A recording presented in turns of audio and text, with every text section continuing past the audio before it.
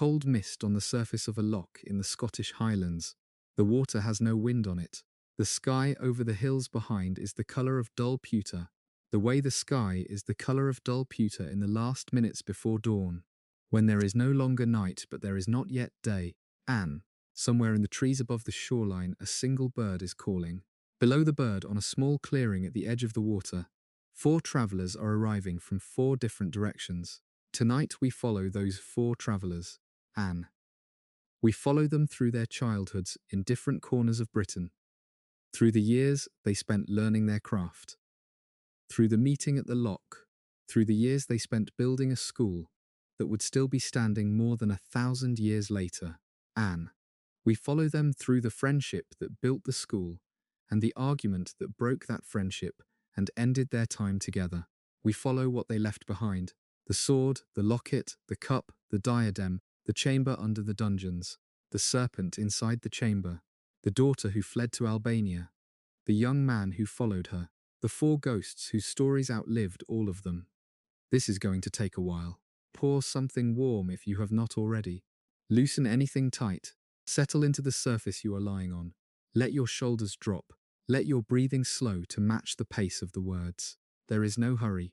We have the whole night and we are going to use it. The story moves slowly at first. Most great stories do. 4 children are born in 4 parts of Britain in the late 9th century. 4 children who grow up not knowing each other and not knowing they will one day know each other. They become 4 young witches and wizards, then 4 travellers, then 4 colleagues, then 4 founders. Then the friendship breaks, then the centuries pass. The school endures. We begin in a Britain that does not yet have a school, in a wizarding world that does not yet have a formal name for itself, in a century when a child who could move a cup across a table with a glance was at risk, every day of their life, of being killed for that gift. The late 9th and early 10th centuries in Britain were not by any measure a good time to be a young witch or wizard. The Roman wizarding administrations which had governed the magical population of these islands during the imperial period had collapsed centuries earlier with the rest of Roman Britain. The structures they had left behind were largely gone. The libraries had been sacked by Viking raiders or burned during the small civil wars that followed the Roman departure. The teaching academies that had operated in the south, where young wizards had once been sent for 3 years of formal study before returning to their family magical practices, no longer existed. The roads that had carried wizarding correspondence between coastal cities had broken into footpaths overgrown with brambles. The Saxon kingdoms that now divided the land had no interest in restoring any of it. What remained, in place of formal magical education, was the apprenticeship system. And a child who could perform what was then called wild magic, the spontaneous, undirected magic of an untrained witch or wizard, was usually identified in early childhood by an older relative or a neighbour with magical gifts of their own. And if the child was lucky enough to be born into a wizarding family, the parents took on the training themselves, teaching whatever they had been taught in turn. If the child was less lucky and had been born into a muggle household, the family often did not understand what had happened. They blamed accidents on bad luck. They blamed strangeness on the devil. And, in the worst cases, they handed the child over to the village priest. And the village priest handled the situation in the way the village priest handled most situations of that kind in that century. The persecution was uneven. And there were villages in Britain where wizards lived openly and were known to their neighbours and were paid in eggs and milk and bread to brew small remedies and to ward livestock against blight. And there were villages where the same wizards would have been burned in a field outside the church before sundown. The difference was rarely about anything the wizards had done. It was about what the village had recently lost. A bad harvest, a child dead in childbirth, a cow gone mad. And the villagers needed someone to blame, and the witch in the cottage outside the village was the most obvious target. The witch in the cottage knew this. The witch had her bag packed at all times. And in the larger settlements, particularly in the south, wizards had developed small private networks for moving children.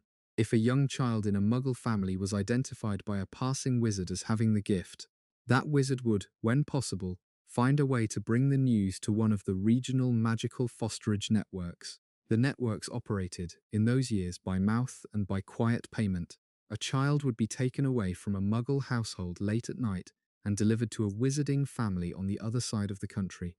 With no record kept, no name spoken, no contact maintained, the child grew up in the new household, with a new name. The Muggle parents would be told the child had been taken by fairies, by elves, by the small folk of whatever local legend was current in their part of the country. And they were sometimes given a changeling, a piece of carved wood briefly enchanted to look like the missing infant, which decayed into ordinary wood within a few weeks. By the time the wood had decayed, the family had usually grieved the loss and moved on. This system saved a great many lives. It also tore those lives in half. The children grew up cut off from their first families, often resented quietly by the foster siblings who had been displaced by their arrival, often haunted by half-memories they could not place. Adult wizards, who had been brought into the magical world this way, carried, into middle age, a feeling of being not quite at home in either world they had inhabited.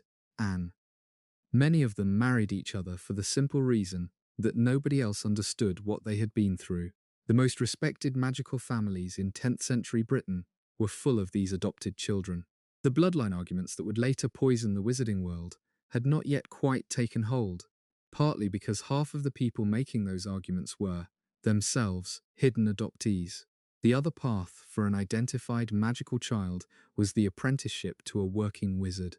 There were perhaps 300 working wizards in Britain in those years, scattered across the country. Most were solitary. They lived in cottages at the edges of villages, or in stone huts on the moors, or in caves above the sea. They worked as healers, as herbalists, as foretellers of weather. They had each developed their own systems of magic, derived from older sources that had been lost, refined over decades of personal practice, written down in scrappy hand-bound books that they kept under floorboards. An apprenticeship usually lasted 7 years, beginning at age 11 and ending at 18. The apprentice lived in the master's cottage, did the cooking and the cleaning and the fetching, and was taught the master's magic. At the end of 7 years, the apprentice received a copy of the master's book, written out by hand in the apprentice's own writing, and went out into the world to set up a practice of their own. The system worked, after a fashion. It also had serious limits. A child apprenticed to a master who specialized in herbalism became, by the end of 7 years, an excellent herbalist. The same child knew almost nothing about transfiguration, almost nothing about defense, almost nothing about charms, because the master had not known these things and could not teach them. There were no scholarly journals through which the masters could share new findings.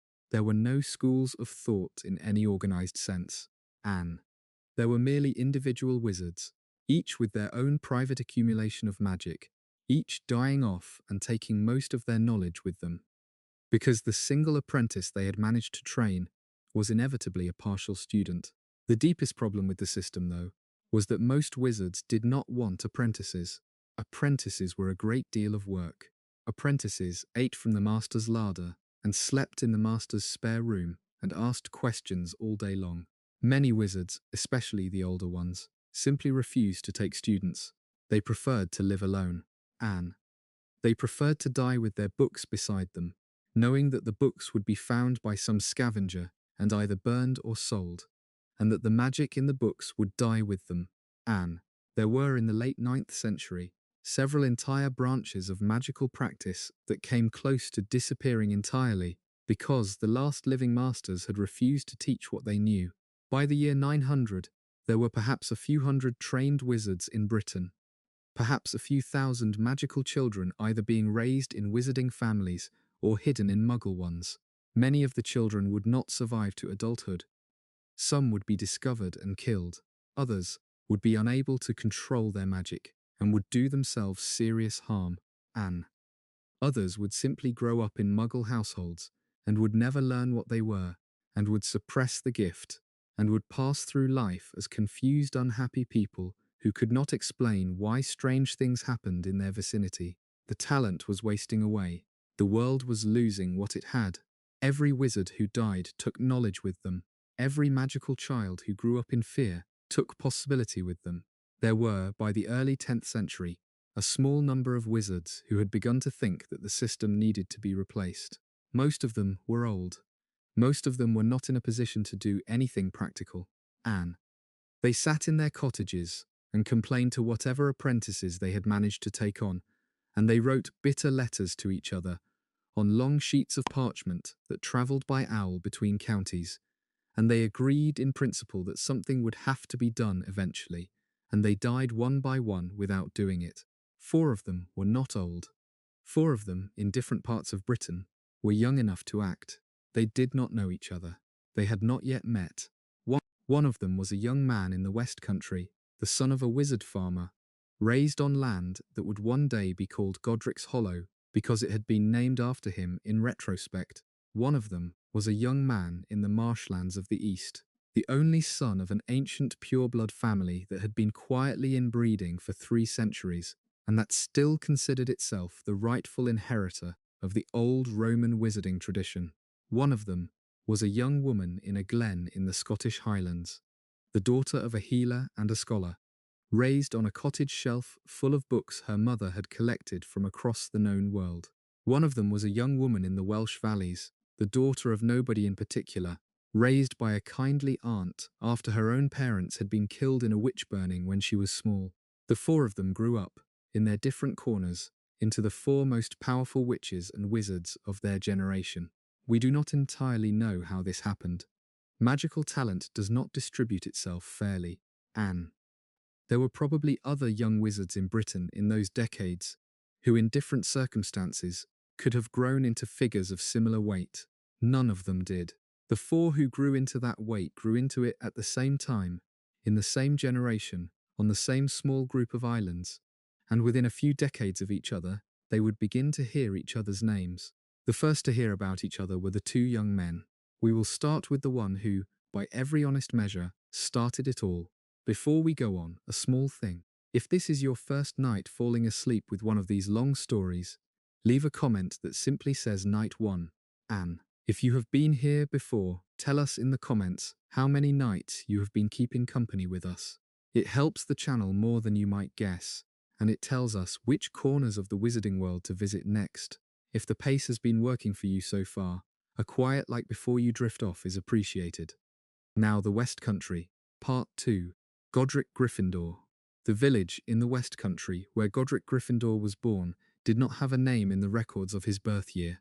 It would acquire one later, after his death, when the wizarding world began to make pilgrimages to the place where the first of the founders had grown up.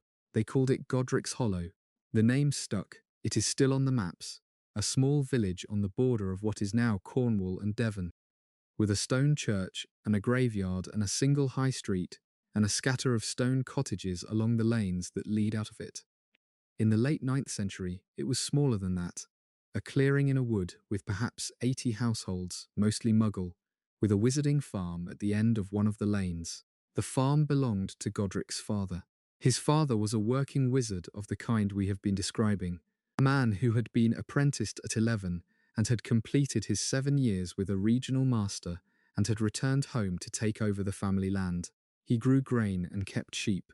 He also brewed remedies, brought rain to the field in dry summers, healed injured cattle, and warded the village against the worst of the winter blights. He was known in the village. He was respected, in the cautious, wary way that a village in 10th century England respected its working wizard.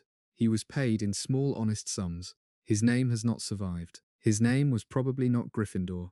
Gryffindor was the surname his son chose later, and the name attached itself backward to the family in popular memory. The father's actual surname is lost. Godric's mother was a healer. She had not been apprenticed in the formal sense. Anne. She was the daughter of a healer, and her mother had been the daughter of a healer, and the knowledge had passed down through 3 generations of women on her side of the family. She knew which herbs treated which fevers. She knew which roots, ground and boiled, eased childbirth. She knew the words to say over a wound to slow the bleeding while a needle was being threaded. She was, by all the surviving evidence, gentler than her husband and slightly more cautious in the world. She had married into a wizarding household at 16, had given birth to her first child at 17, and had given birth to her second, a boy she called by a name now forgotten, and that the wider world later remembered as Godric, when she was 19. The boy was difficult from the beginning. He was loud, he was strong, he grew faster than his older sister had. By the time he was 3, he had broken his way out of 2 cradles and was climbing on the kitchen table. By the time he was 4, he had set the kitchen table on fire, by accident, in a tantrum after being told he could not have a second piece of bread. The fire was an unconscious magical act. The father put it out with a single word and a flick of his hand, and looked at his small son with a strange mixture of pride and dread. The mother washed the child's face and held him to her shoulder for a long while. They did not discipline him further. They understood from that afternoon what kind of child they had. He developed quickly. By 6 he could light a candle by looking at it, and by 7 he could lift a small barrel of water off the ground without touching it. By 9 he had begun the systematic study his father set him, the alphabet of practical magic that any wizarding child of that century was taught at home before being apprenticed elsewhere. He was bright. He learned the standard spells without much trouble. He showed a particular gift for what would later be called transfiguration, the magic by which one thing is changed into another. And he showed a less typical gift for what would later be called defense against the dark arts, the magic by which one wizard protects himself against the curses of another. The combination of those 2 talents in a single child was unusual. The father wrote a careful letter to an old friend in the next county, a wizard with a reputation as a duelist and a teacher of military magic, and arranged for the boy to be apprenticed there at the age of 11. The apprenticeship was hard. The master was an older man, a survivor of the small magical wars that had been fought between rival wizarding clans in the West Country in the previous generation. He had killed several men. He did not talk about it. He had a slight permanent limp from a curse he had not quite dodged in his late 30s. He taught the boy in a stone barn behind his cottage, every day for 3 hours in the morning and 2 hours in the afternoon, with the small free hours given over to chores. He drilled stances, he drilled wand grips, he drilled defensive footwork. He had the boy practice the same disarming spell every morning for the first 3 years, until the boy could cast it in his sleep, until the boy could cast it after being struck in the face, until the boy could cast it with his offhand if his wand hand was injured. Godric, who at 11 had been impatient and proud, was at 14 a different kind of student. He had learned by then the long, slow pleasure of repetition. He had learned how a piece of magic that he had been forced through 10,000 times became, eventually, a thing that he could no longer think about, a thing that simply lived in his body and would emerge when needed. He left the master at 18 with a copy of the master's book and a length of yew wand the master had not been using, and the master's blessing. He walked home to Godric's Hollow on foot, 2 weeks of walking south, sleeping in barns, and once or twice in the open under hedges. He arrived home at the end of summer. His father had grown greyer, his mother had grown thinner, his sister had married and was living in another village. The house felt smaller than it had been when he left.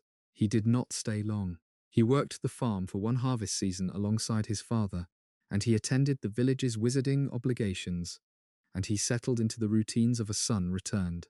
By the end of that winter, he had told his parents that he was going to travel for some years before he settled. He wanted to see the country. He wanted to learn from other wizards. He wanted to test the magic he had been taught. His parents had been expecting the conversation. They did not argue.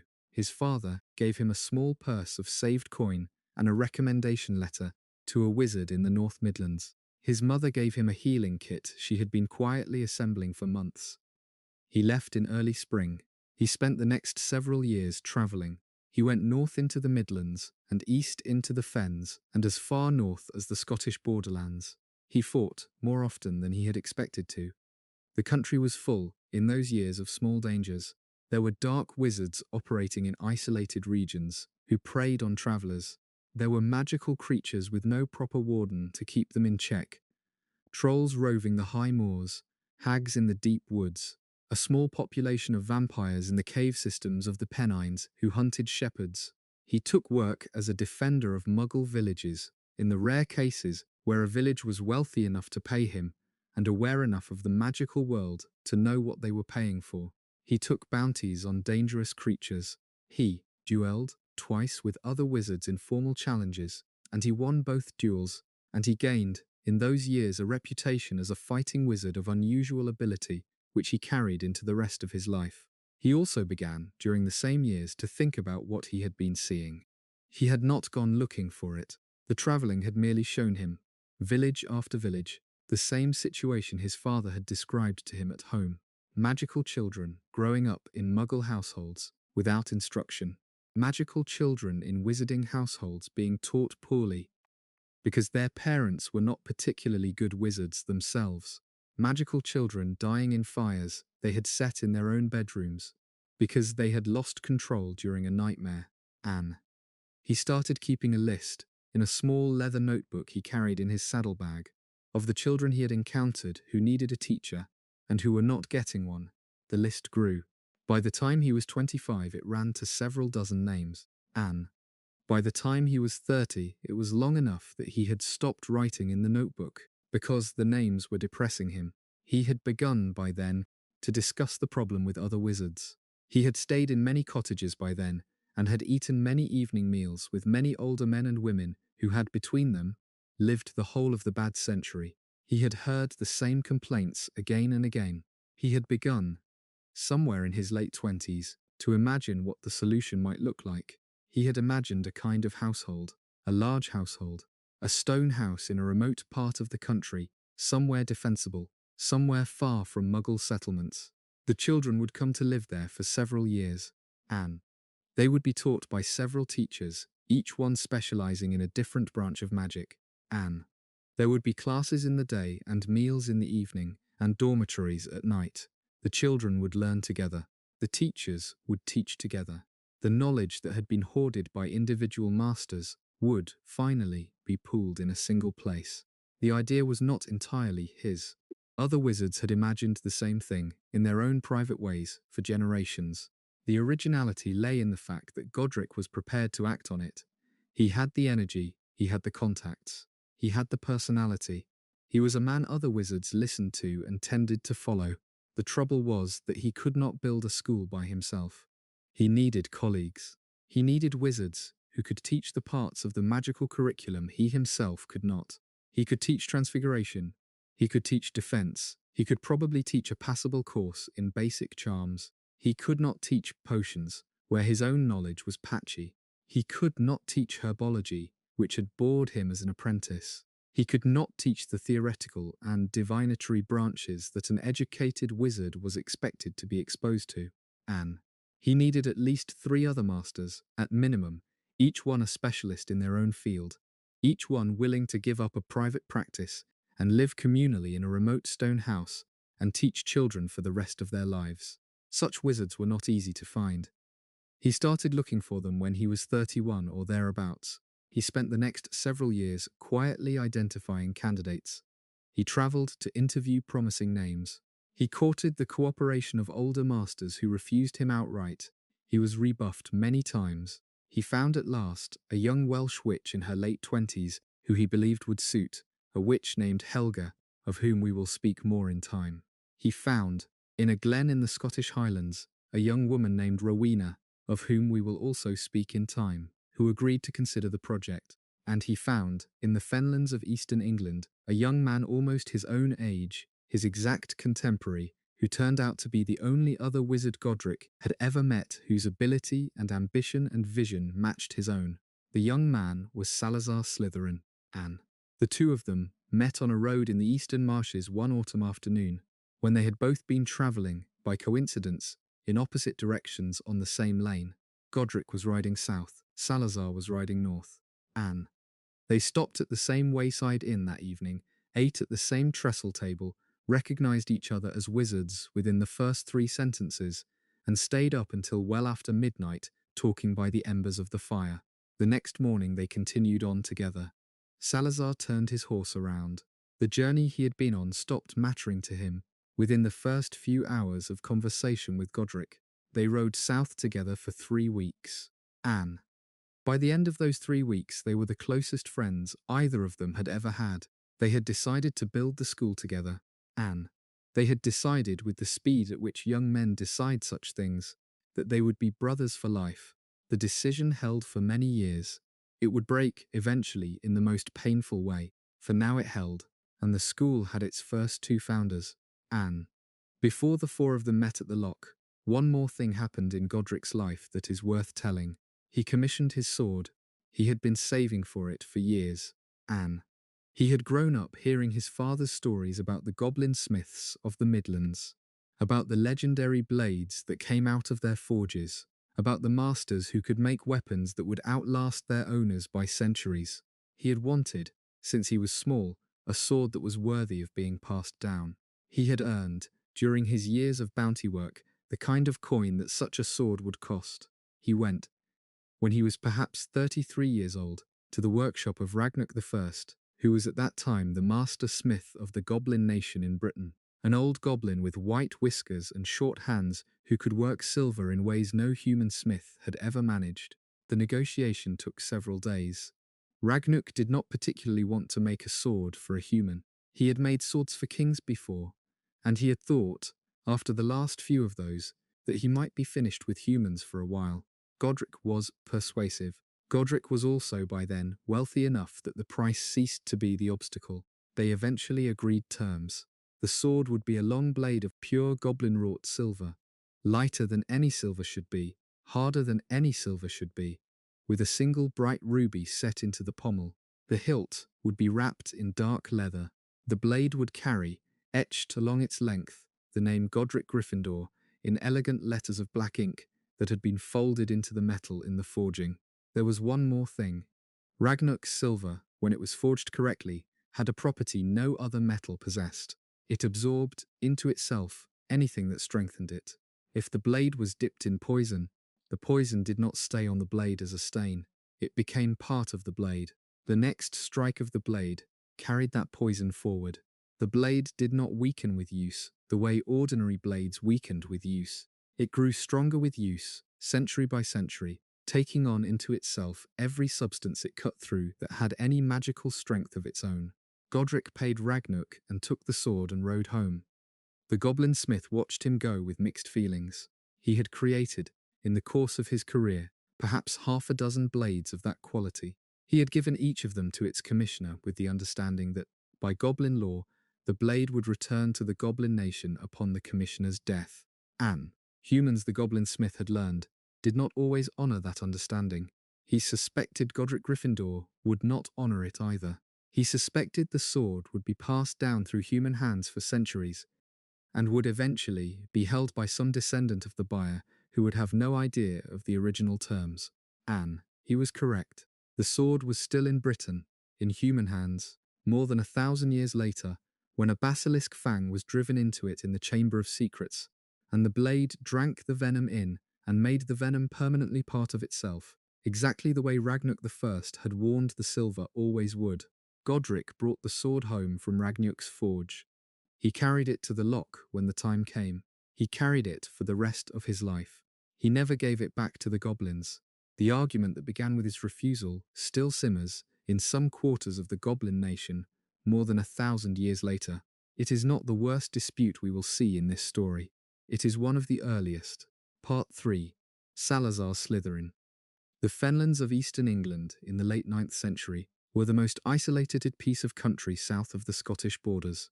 The land was flat and wet. Whole regions were under shallow water for most of the year, with the highest ground rising only a few feet above the marshes. The only way through the fens, for a traveller who did not know the secret paths, was by boat along the slow brown rivers that wound between the reed beds. The Muggle population of the fens was sparse, settled in raised wooden villages on artificial islands they had built up from clay and brushwood, and they were a closed community, suspicious of outsiders, with their own dialect and their own customs and their own gods, who were still the old pre-Christian gods of the Anglo-Saxon migration. Anne, the Christian missionaries of the previous century, had largely given up on the fenland villages. The villages had been left to themselves. Hidden in those fens, on a higher patch of land that the locals avoided because they believed the place was cursed, stood the ancestral hall of the Slytherin family. The family had been there for several centuries by the time Salazar was born.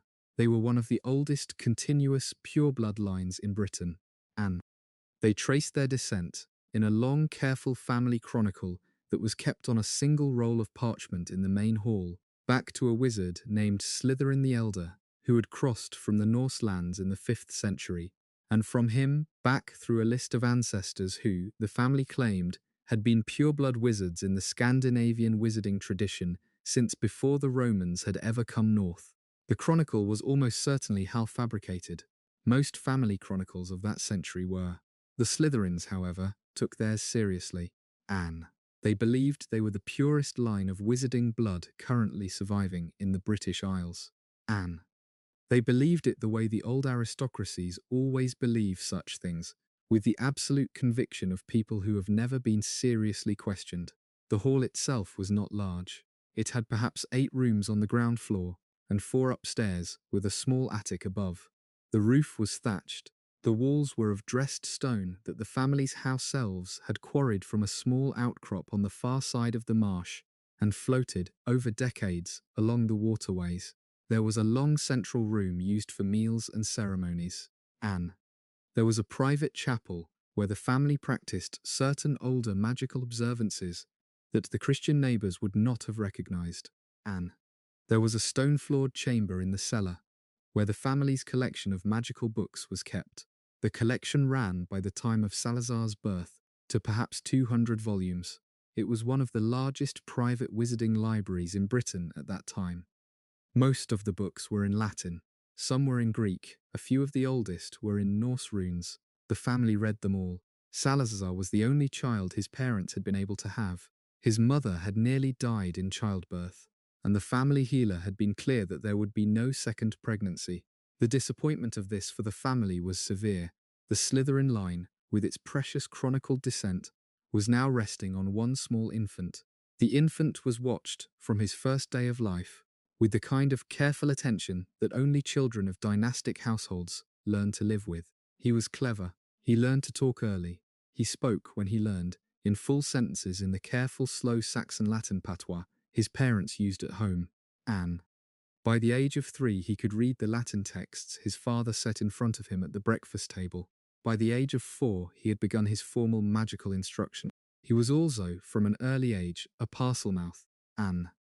The gift had not been documented in the family chronicle in any of the previous 12 generations, although the family had always insisted that it ran somewhere in the blood.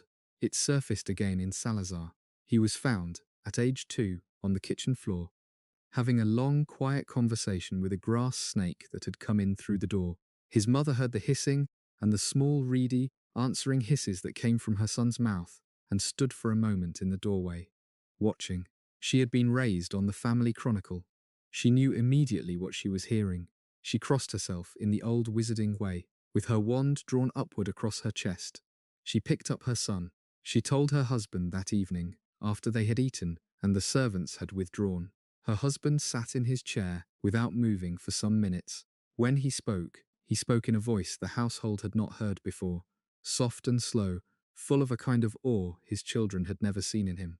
He said, the line had been waiting for this for 300 years. He said his son would be raised, from that night onward, as the next master of the house. Salazar's childhood, after that, was structured around a single understanding. He was the heir. The estate was his. The library was his. The reputation of the family was his to carry forward. He was not allowed to play with the children in the Muggle villages, not because his parents disliked the Muggles, but because his time was needed for study. He was not allowed to leave the estate without an adult escort. He was not allowed to do the careless free running and tree climbing and stream jumping that other children of his age were doing. He was taught Latin until he was fluent in it. He was taught Greek by an old tutor his father imported from a wizarding household in Northumbria. He was taught the higher branches of magic, one branch at a time, by his father personally.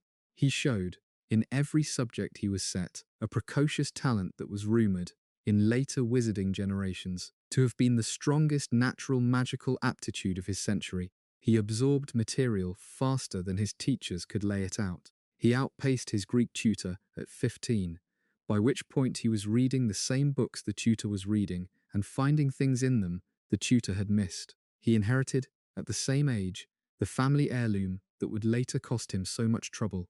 It was a heavy gold locket on a long, fine gold chain. Anne. The chain was almost a yard in length, intended for wearing high on the chest with the locket showing prominently above the line of a tunic. Anne. The locket itself was set with small green stones that were not emeralds, but were close to emerald in colour, arranged in the pattern of a serpentine S. The S was the personal mark of the Slytherin family, although the family had insisted, for centuries, that the S was actually the symbol of the snake deity of the older pre-Roman pantheon, and that the family had merely adopted it from the older symbol when they had taken their surname in the 5th century. Whether this was true or whether it was a polite cover story for what was actually a piece of family vanity has never been settled. Salazar received the locket on his 15th birthday in a small ceremony in the family chapel.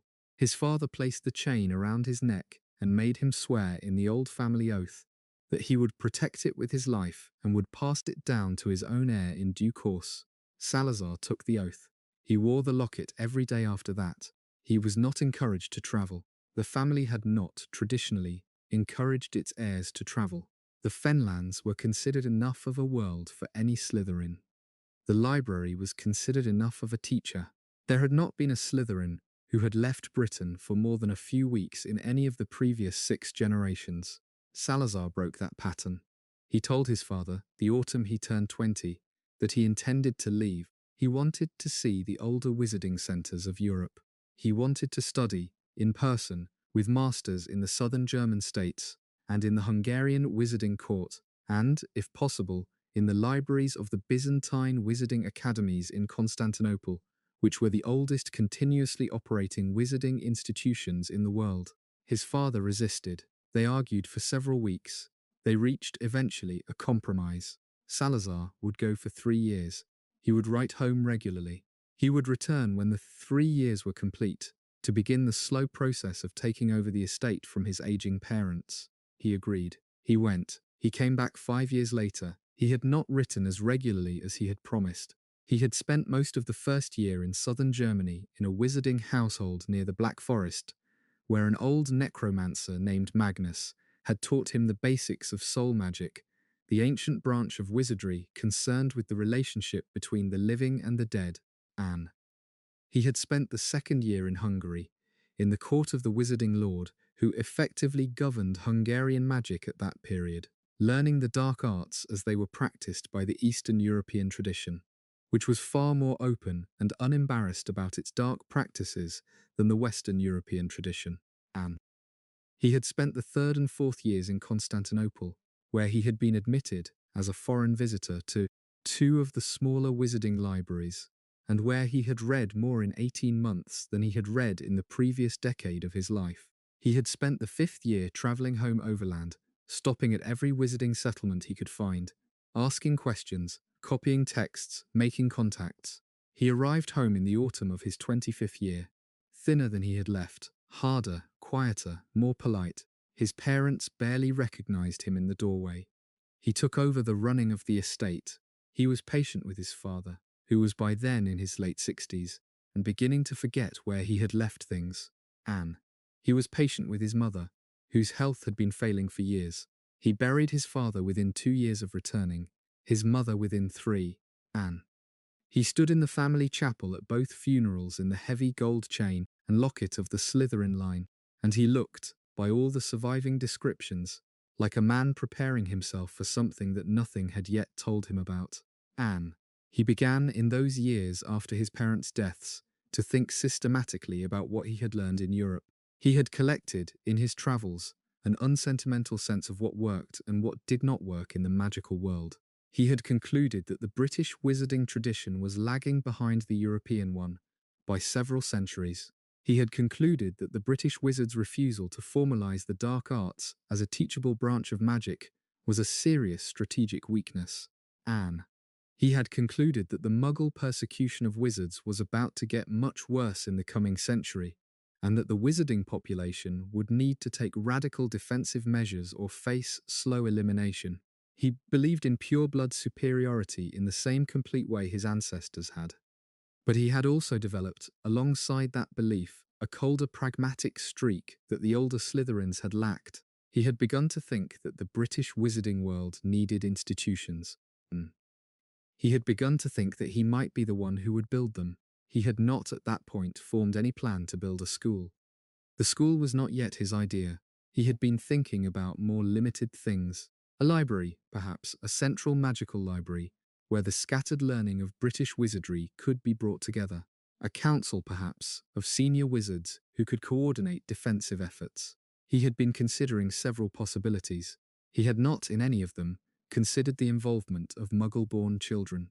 The school, as he had not yet imagined it, was a school for wizards of established families. Anne. He rode north in the autumn of his 32nd year on a piece of estate business that required his presence at a magical court in Yorkshire. He stopped at a wayside inn one evening in mid-October. He took a seat at the long trestle table by the fire.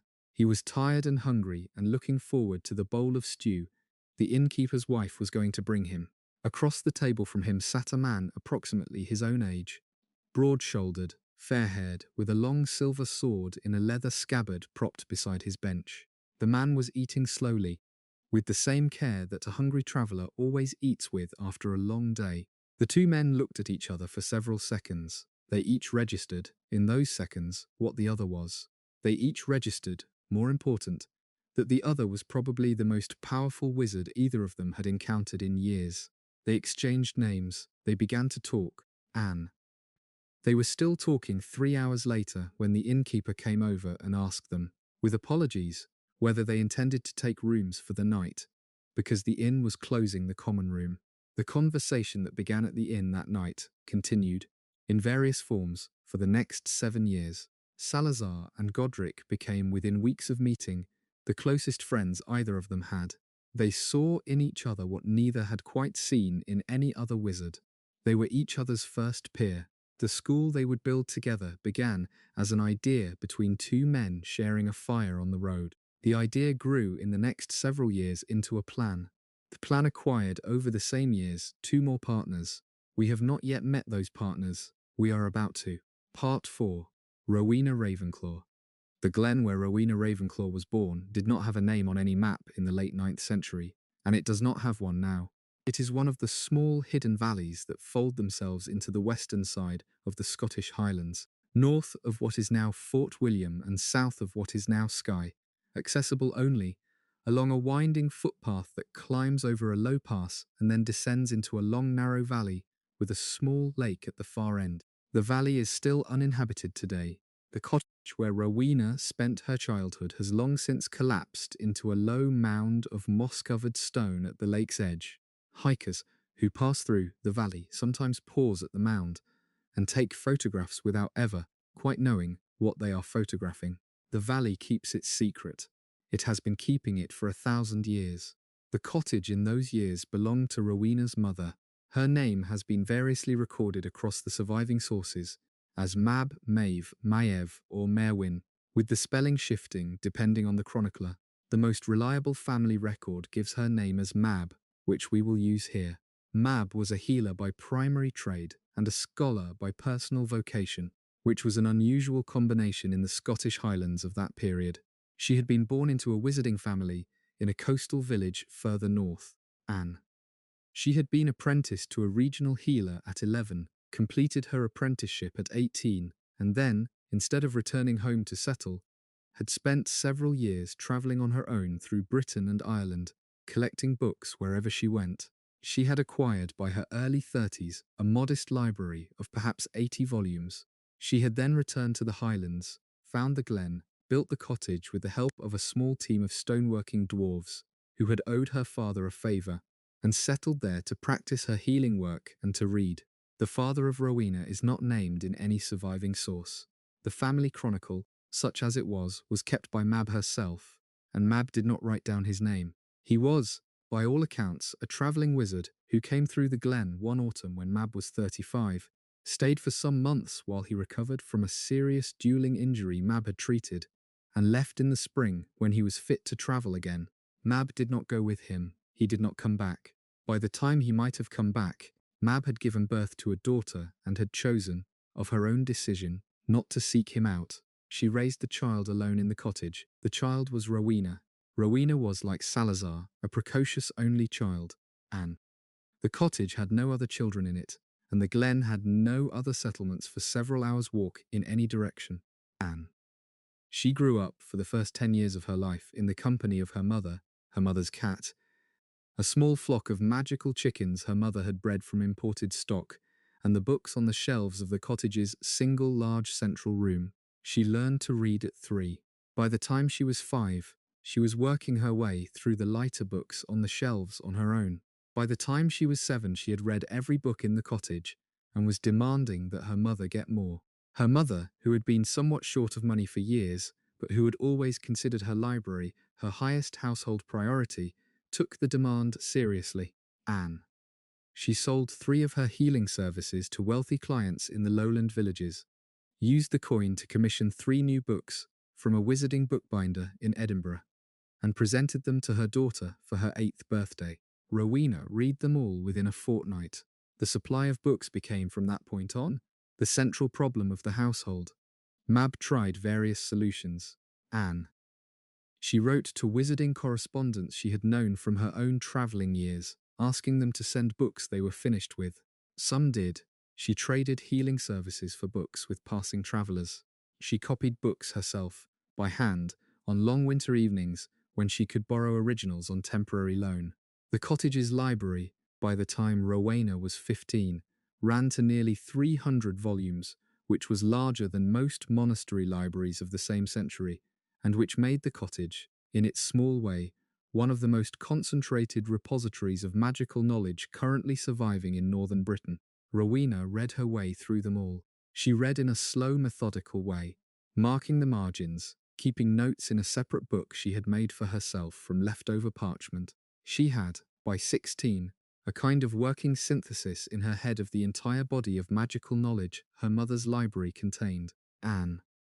She had identified, in the course of her reading, several places where different authorities contradicted each other, and she had begun to suspect that some of the older authorities had been wrong, and she had begun to test her suspicions by attempting the spells in question herself, in the meadow behind the cottage, with her mother's nervous permission. Several of the older authorities turned out to be wrong. Rowena added her own annotations to the margins, correcting them. She was not, by any contemporary description, conventionally beautiful. She was tall, she was thin. She had a long, fine-featured face with dark eyes and dark, heavy hair that she wore in a single thick braid down her back. She moved with a kind of slow, careful precision that did not invite conversation. She did not speak unless she had something specific to say. Travellers who passed through the glen and met her in those years described her, in their letters home, as serious, intimidating, possibly the cleverest person they had ever spoken with, and not at all the kind of person one took home to introduce to one's mother. She was, however, the kind of person one corresponded with.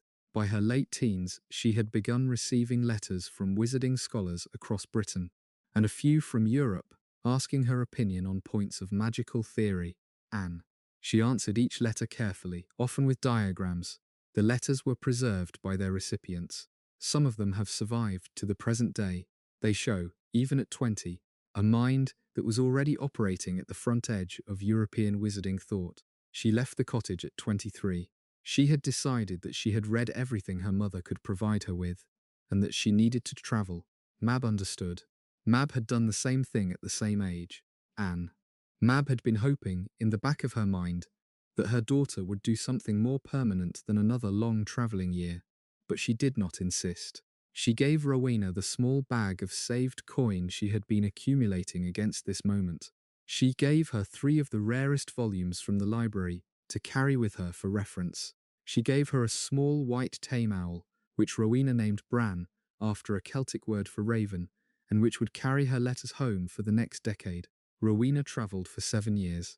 Anne, she went south through England, across the Channel into the Frankish kingdoms, through what is now Belgium and the Western German territories, down through the Alps into northern Italy, and across to Constantinople. She spent the longest stretch of her travels there. Anne. The Byzantine wizarding academies, which by the late 10th century had been operating continuously since the founding of the city, were not formally open to female students, but Rowena was admitted on the personal recommendation of the librarian of one of the smaller academies as a kind of unofficial visiting scholar. She spent 3 years in Constantinople. She studied in the libraries by day. Anne. She made acquaintances in the Greek-speaking wizarding community by evening. Anne. She lived, in those years, in a small upper room of a teaching wizard's house, paying her rent partly in coin and partly by tutoring the wizard's own daughter in Latin grammar. She came back overland by way of the Hungarian wizarding court, where Salazar had been studying a few years earlier. Although the two of them did not meet there, she crossed into the German lands. She crossed back into France. She took ship at Calais. Anne.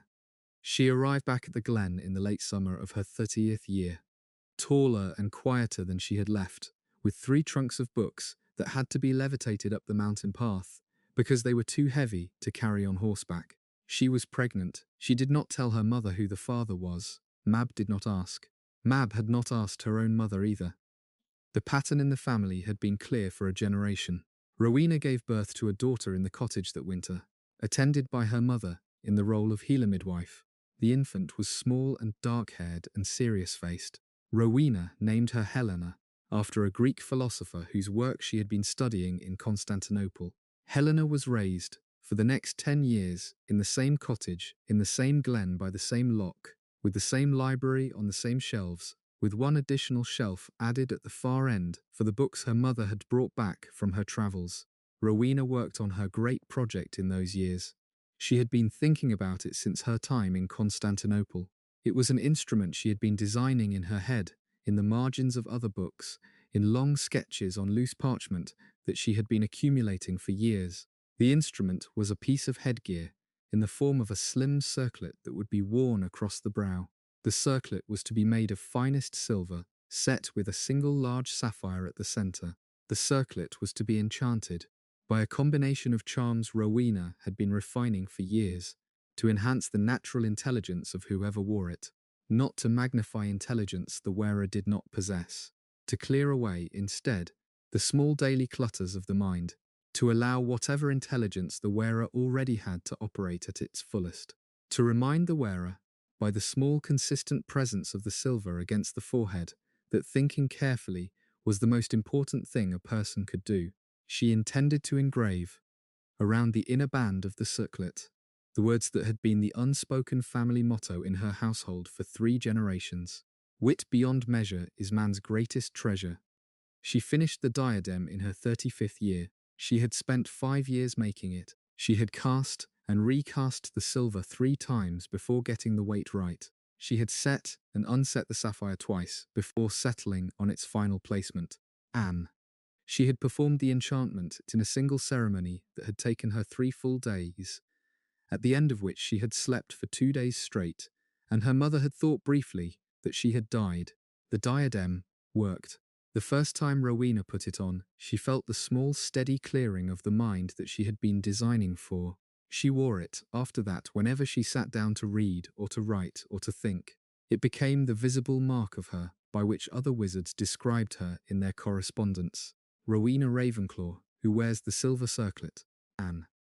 She had taken her surname some years earlier on her own, choosing it from the names of birds because she had spent her childhood watching the ravens that circled the loch, and because she had thought of those ravens, during her years away, as the symbol of the home she had left and to which she would return. The name Ravenclaw was her invention. It became, in time, the name of 1/4 of the school she was about to help build. Helena would grow up under that name. The house would carry it for 1,000 years. She was teaching Helena, by then, in the same patient, careful way her mother had taught her. Helena was as quick as her mother. Helena was reading by 4. Helena, by 10, was beginning to develop her own areas of independent interest, which would in time become a problem. The letter from Godric Gryffindor arrived at the cottage in the autumn of Rowena's 37th year. Helena was 12. The letter had been written by Godric himself, in a careful hand that suggested he had taken some trouble to make a good impression. It was several pages long. It described, in some detail, the project that Godric and his friend Salazar Slytherin were planning. It explained the need for a 4th founder, It explained the specific kind of teacher they were looking for. It made the case, in plain and respectful language, that Rowena was, by reputation, the only wizard in Britain who could fill the role they were imagining for her. It invited her to meet them, in the spring of the following year, at a loch in the Highlands that Godric had identified as a likely site. Rowena read the letter twice. She put it down. She thought about it for several days. Anne. She walked along the lake at the end of a glen and thought about it. She talked to her mother about it. In long evening conversations by the fire, she walked further along the high ridges above the glen, on long solitary days, thinking. She had not been planning to leave the cottage again. Anne. She had been planning to spend the rest of her life in the glen, raising Helena, writing the books she had been thinking about, gradually expanding her library. The proposal Godric had put in front of her was a different proposal entirely. It was the kind of proposal that, if she accepted, would change the rest of her life. She wrote back at the end of the third week. She said she would come. She said she would bring her daughter, Anne. She said her preference would be that the school be built within reasonable travelling distance of her mother's glen, because she did not want her mother to be entirely cut off from the family, Anne. Godric's reply, when it came 2 months later, said that the site he had identified was within a day's ride of the glen she had described, that this had been pure coincidence, and that he hoped she would consider it an auspicious one. Anne, Rowena read the reply, folded it carefully, and placed it in the drawer where she kept her important correspondence. The site Godric had chosen was indeed close to her mother's glen, Anne. The four of them were about to meet at the loch by the foot of a steep cliff in the Scottish Highlands. The loch was perhaps 8 hours' ride from where Rowena was already living. Spring came. Rowena and Helena packed 3 small trunks and a satchel of books. They saddled the family's 2 horses. Mab walked with them down the mountain path to the wider road, kissed her daughter and her granddaughter goodbye, and stood at the edge of the path watching them ride south for as long as she could see them. Then she went back to the cottage. She lived for another 17 years. She would visit the school twice in those years. The rest of the time she lived in the glen with her library and her cat and her chickens, and she died there at the age of 74, quietly, in her sleep, in the cottage she had built when she was 35. She was buried by the lake. Rowena travelled north for the funeral. She wore the diadem. Part 5. Helga Hufflepuff. The Welsh valleys in the late 9th century were a different country from either the marshes of the east or the highlands of the north. Anne. They were green and steep and rainy, divided into small kingdoms whose borders shifted every generation, populated by farming households whose first language was Welsh, and who had been Christian for longer than the English to the east. The wizarding population of the Welsh valleys was concentrated, in those years, in a handful of small market towns and in the isolated farms that the wizards had carved out of the higher slopes above the valleys, in places the Muggles found inconvenient to reach. The wizards there were, on average, more closely integrated with their Muggle neighbours than the wizards elsewhere in Britain. They tended to marry into Muggle families more often. They tended to keep their magic quieter, to use it less obviously in public, to make themselves useful as midwives and animal doctors and tinkers, rather than to set themselves apart as a separate population. The Welsh wizarding tradition, by the time Helga Hufflepuff was born, had a reputation among other wizards of being soft and overly accommodating. It also had the highest survival rate of any regional wizarding population in Britain, which suggested that the soft approach had its merits. Helga was born into a small farming household, high above a valley in what is now the southern part of Powys. Her parents were both witches, although the word witch was used differently in the Welsh tradition and merely meant a working magical person, regardless of gender. Her father was a herbalist and a sheepkeeper. Her mother was a midwife and a brewer of medicinal beers. They had 4 children. Helga was the youngest. The household was modest but comfortable. Anne. The older 3 children grew up to take various roles in the local wizarding community. Helga was the youngest by some distance, born when her mother was nearly 40, and she was indulged as a result. She was a fat, happy small child, with red cheeks and yellow hair, who toddled around the kitchen after her mother and was given small tasks to do at the side of the cooking pot, and who learned, before she could walk steadily, how to identify a dozen kitchen herbs by smell. She was 4 years old when her parents were killed. The killing was not entirely random. Anne. There had been that autumn a religious revival in the valley below, led by a travelling preacher who had come up from the south with a particular fixation on the supposed activities of witches in remote farms. The preacher had been working the area for weeks. He had gathered a following. He had identified a list of suspected witches in the local farms, mostly women, and his followers had been pressing the local lord to act. The local lord, who had previously been reasonable about such matters, had been distracted by other concerns. The preacher's followers had decided to act on their own. Helga's parents' farm had been the highest farm on the list and the most isolated, which made it the easiest target. The mob came up the hill on a wet October evening. There were perhaps 30 men. They had torches. They had farming tools. Helga's parents heard them coming and had time, just barely, to hide the children. They put Helga in a wooden chest under a pile of folded blankets in the loft. They put the older three in a hayloft above the sheep shed. They went out to meet the mob themselves. The mob killed them at the farm gate. There was no trial, no ceremony. The men set the farmhouse on fire as they left. The fa took the kitchen, and the central room, and the bedroom. The loft, which had a separate trapdoor and was made of greener wood, was the last part of the house to catch. The older three children, in the sheep shed, were not seen by the mob. Helga, in the chest under the blankets in the loft, was very nearly forgotten. Anne.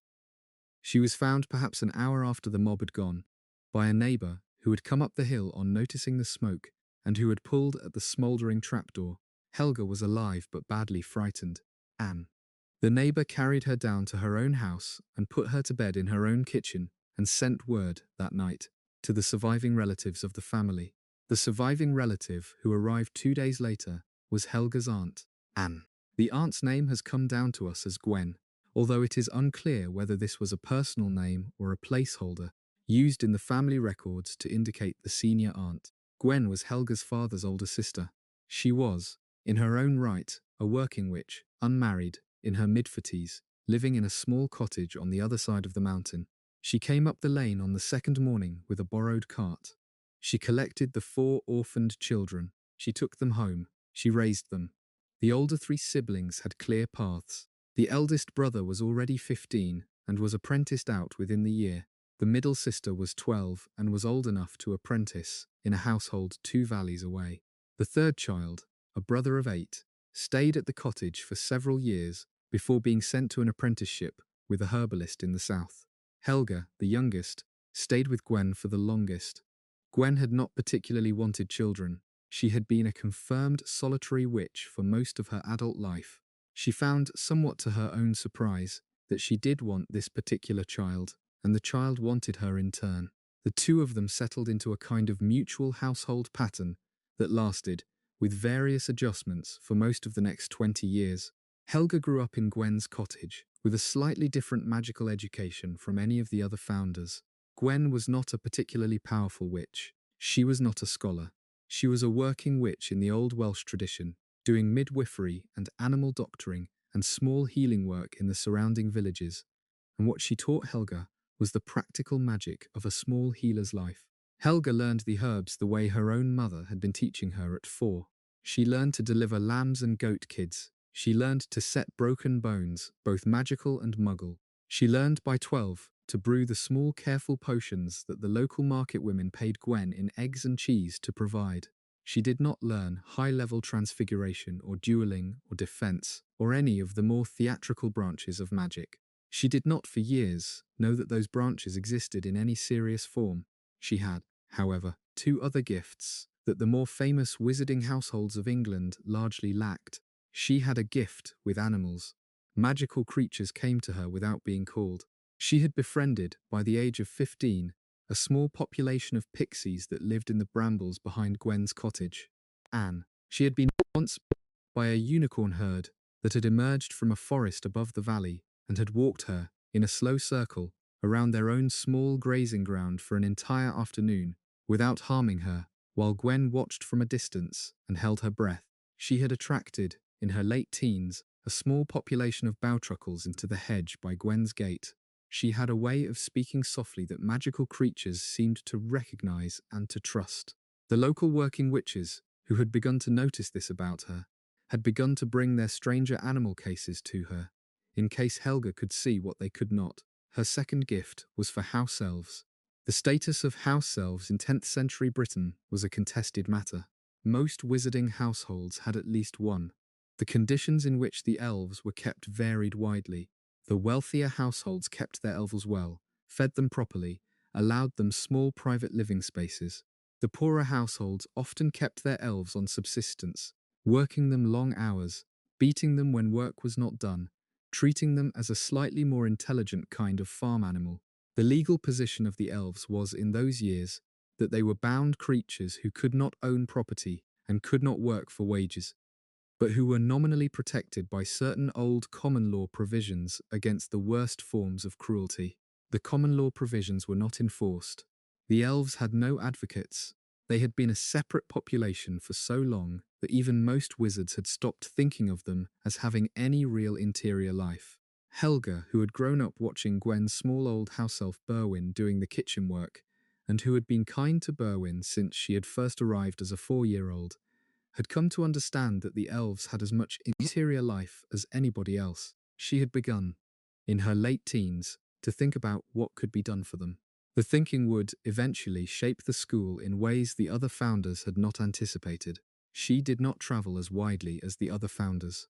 She made one significant journey in her early 20s to Cornwall and Devon, where she stayed for 2 years with a wizarding family who were friends of Gwen's, and where she expanded her practical training in herbology and in care of magical creatures. She came back to Wales after that. Anne. She had decided by then that she did not want to live anywhere other than the valleys she had grown up in. Anne. She had been considering, when she returned, building her own small cottage further up the mountain and setting up an independent practice. Gwen had been encouraging her to do exactly that. Gwen was getting older and was contemplating a slow retirement. Helga had been preparing to begin construction the following spring. The letter from Godric Gryffindor arrived in early winter of her 27th year. Anne. It was a different letter from the one he would write to Rowena some years later, because by the time he wrote to Rowena, he had refined the pitch through trial and error, but the substance was the same. The school, the 4 founders, the need for someone who could teach the practical branches, particularly herbology and care of magical creatures, the invitation to come and meet the team. Helga showed the letter to Gwen by the kitchen fire. Gwen read it twice. Gwen said, in her slow, practical way, that she thought Helga should go. Gwen said that the cottage in the mountains could wait. Anne. Gwen said that opportunities to be one of the 4 founders of a national magical school did not come up very often in a single lifetime, and that if it came up, you went. Helga thought about it for several weeks. Anne. She had been imagining a smaller life than the one this letter was offering her. She had been imagining the cottage on the mountain, the working practice in the valley, the slow accumulation of a quiet local reputation. She had not been imagining a national institution. She had not been imagining travelling to Scotland.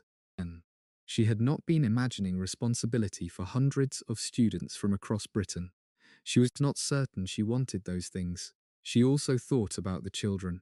She thought about the magical children she had heard about, in passing, over the years. The children in the Welsh valleys who had been killed before adulthood. The children in the eastern counties who had grown up in Muggle households and never known what they were. The children in the cities who had been taken in by the night networks and raised under false names. She thought about her own parents, who had been killed at a farm gate by a mob that had not understood what they had been killing. Anne. She thought about whether a school in Scotland, properly built, properly defended, would have made a difference to that. Anne. She thought about Berwin the house elf, and whether there might be a place at such a school for the elves as well. She thought about it for a long time. She wrote back in midwinter. She said she would come in the spring. She would bring Berwin with her, if Berwin was willing, because Berwin was getting old, and Helga did not want to leave her behind. Berwin, when consulted, said she was willing. Berwin would, in the end, become the first of a long line of house elves who worked at Hogwarts, a line that would still be working there 1,000 years later, and that would, in the very modern era, finally begin to win the legal recognition Helga had hoped for them at the beginning. Anne. In the spring, Helga and Berwin rode north together along the western coast road, on a single horse Gwen had given them, with a small trunk of clothes and a small chest of herbs and a heavy wooden cup that Helga had inherited from her mother's family, which had been a wedding gift to her mother's grandmother some generations earlier. The cup was made of gold. It was small, with two delicate handles. It had a single etched badger on one side, the badger being the totem animal of her mother's family for as far back as anyone could remember. Helga had not thought of the cup as particularly important. It was a family heirloom. She kept it wrapped in a length of soft cloth in the bottom of her trunk. She did not show it to anyone for some years after her arrival at the school. Anne.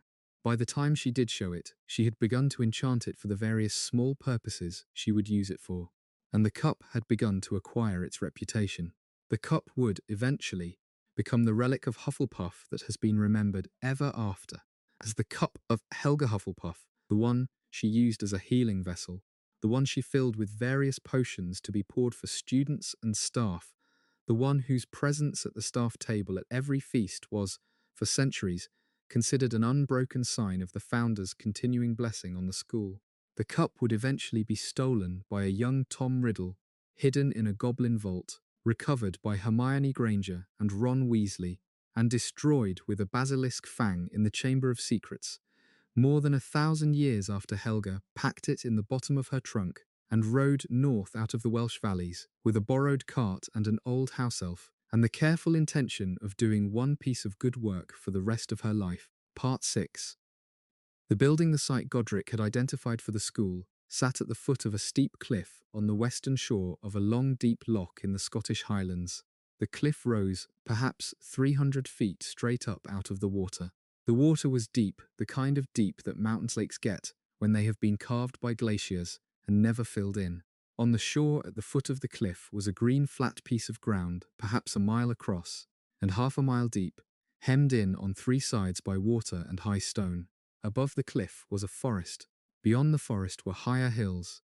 The site was, in practical terms, almost impossible to approach by land without coming around the loch from one specific direction, which was the direction the four founders had each taken to reach it. It was also, by every magical measure any of them could perform, sitting on top of one of the most concentrated nodes of magical energy in the British Isles.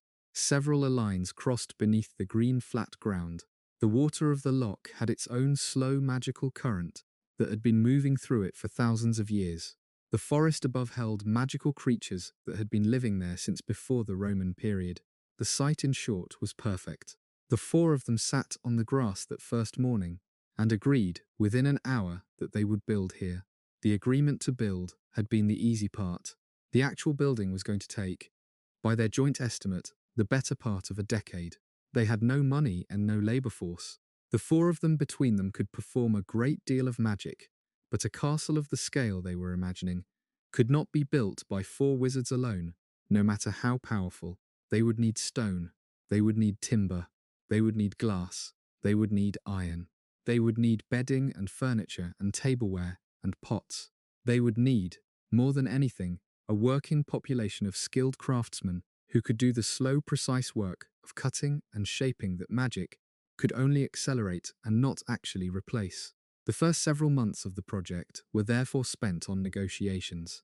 Godric rode south to the Goblin Nation, where he had old relationships from his sword commission, and where he was still trying to avoid bringing up the unresolved question of what would happen to the sword after his death. He negotiated a contract for the stonework. The goblins agreed to send a team of 17 skilled goblin masons north for a period of 7 years, in exchange for a substantial fee in gold and the right to mine the stone they would need from a quarry on the western slope of the cliff. The contract was painstakingly worded by the goblin clerks. Godric signed it without entirely understanding all of its clauses. Some of the clauses would in time cause friction. Most of them held up. Salazar rode south to his family's old contacts among the wizarding craftsmen of the Midlands. He negotiated, more easily than Godric had managed with the goblins, for the timber and the joinery and the glass and the iron. The Midland wizarding craftsmen had been waiting for several centuries for a project of this kind to come along, and they would have worked for half what Salazar offered them in exchange for the privilege of putting their hands on the construction of a building of this kind. Salazar paid them properly anyway. He understood that overpaying his craftsmen was the best way to keep them happy and loyal across the long years of work. Rowena handled the design. She had been thinking about the design, in fact, from the moment she had read Godric's first letter, Anne. She had a sketchbook full of preliminary drawings by the time she arrived at the loch, Anne. She unrolled them on the grass that first morning, and the other three founders looked at them, and the drawings became, within hours, the working blueprint. The castle, as Rowena drew it, had a central great hall, longer than wide, with a high enchanted ceiling that would show the sky above, and would in time be enchanted to mirror the weather of the outside world. There would be 4 towers, one at each corner, plus a central tower above the entrance. Anne. The 4 common rooms for the 4 houses would be placed in 4 very different parts of the castle. The library would occupy an entire wing of its own. The dungeons would extend below the level of the loch, sealed against the water by careful enchantment. Anne. There would be a vast number of corridors, most of them lined with portraits and tapestries, designed to be slightly more numerous than strictly necessary, so that students and staff could wander freely without colliding constantly. There would be moving staircases, which had been Rowena's particular obsession in the design phase, and which she insisted would be necessary to allow the castle to reconfigure itself over the centuries as needs changed. Helga's contribution to the design was the kitchens and the grounds. The kitchens, as she insisted from the first meeting, were going to be enormous. They were going to be located directly below the Great Hall, with a system of magical lifts to bring food up through the floor in seconds. They were going to be staffed primarily by house elves, in conditions Helga would personally supervise. The grounds beyond the castle were going to include a series of greenhouses for the herbology curriculum she intended to teach. They were going to include a small village of beehives for honey production. They were going to include, in time, a paddock for hippogriffs, an enclosure for thestrals, a small lakeside area for water creatures, and a working farm for the production of the school's daily milk and eggs. Helga had been raised on a farm. She intended to keep the school largely self-sufficient. The other 3 founders agreed without argument. None of them, in their own youths, had grown up on a farm. Anne. They were happy to let Helga handle the part of the project that involved the actual feeding of several hundred children. The construction began in late spring. The 17 goblin masons arrived from the south by chartered cart along the eastern road. The Midland craftsmen arrived in groups of 3 and 4 through the early summer. A small camp grew up on the green flat ground above the loch. By midsummer, the camp had a population of approximately 50 workers, plus the 4 founders and Helena Ravenclaw and the old house elf Berwin. The first work was the clearing of the ground and the surveying of the foundations. The second work was the cutting of the stone from the quarry on the western cliff face. The third work, which began that autumn and would continue for years, was the building of the Great Hall itself. The Great Hall was the heart of the project. It was the first major structure to go up. The goblin masons cut the stones to extraordinary precision, each block the size of a small cart, each one set in its place with a slight upward curve, so that the entire building would settle, over centuries, into a position slightly tighter than the position it had been set in. The walls rose, that first autumn and winter, faster than any Muggle building of the period could have risen, but slower than the founders had been hoping. Anne. There were setbacks. Anne. There was a storm in November that took down a section of scaffolding and killed a goblin mason named Glabrock, the only fatality of the construction, who was buried in the small graveyard the founders established at the eastern edge of the grounds. The graveyard would in time hold many more. The walls of the Great Hall reached their full height by the spring of the second year. The roof went on through that summer. The high enchanted ceiling was Rowena's personal project, and she spent most of the third year on it, working alone in the rafters with her diadem on her brow and a notebook in her hand, performing the layered charms that would, by the time she was done, give the ceiling its permanent capacity to mirror the sky outside. The charm was not perfect at first. The ceiling, in its first season, sometimes lagged a day behind the actual weather producing thunderstorms over the heads of the diners on perfectly clear nights and pale sunlight on stormy ones. Rowena spent another 6 months fine-tuning the layered charm. By the 5th year it was working precisely. It has continued to work precisely ever since. The same charm is still there, in the same ceiling, more than 1,000 years later. The 4 common rooms went up across the 3rd and 4th years of construction. They were placed by careful collective decision in 4 very different parts of the castle. Godric's common room was placed in the top of one of the high towers, accessible only by a long winding staircase, with a portrait covering the entrance and a password to be changed each term. Godric had specified that the common room should be high. He wanted his house's students to develop, by their daily climb, the kind of physical hardness he believed was needed for the courage he wanted to teach them.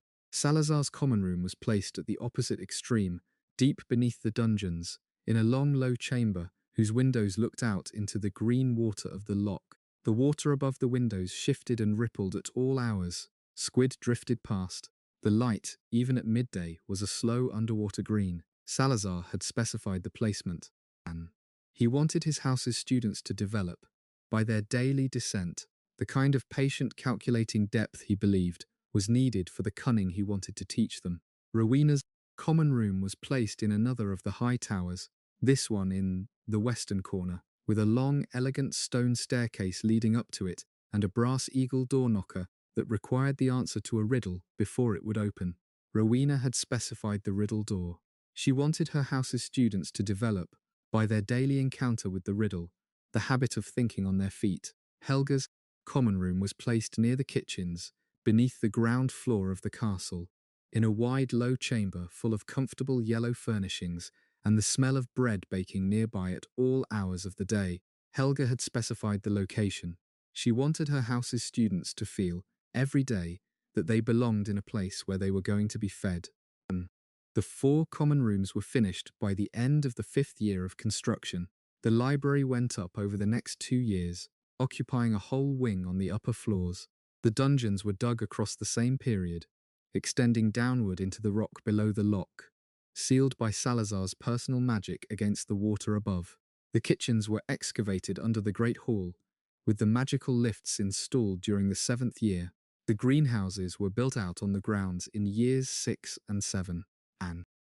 The forest on the high ground above the cliff, which would in time become the Forbidden Forest, was left almost entirely alone, although Helga went into it once a week through the construction years, to make friends with whatever creatures lived in it, and to negotiate, on behalf of the founders, the rough understanding that would let the school and the forest coexist for centuries.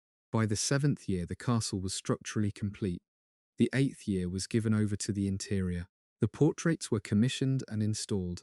The tapestries arrived from a workshop in Bruges that the 4 had collectively engaged. The 4 sets of house furniture were delivered in the autumn of the 8th year.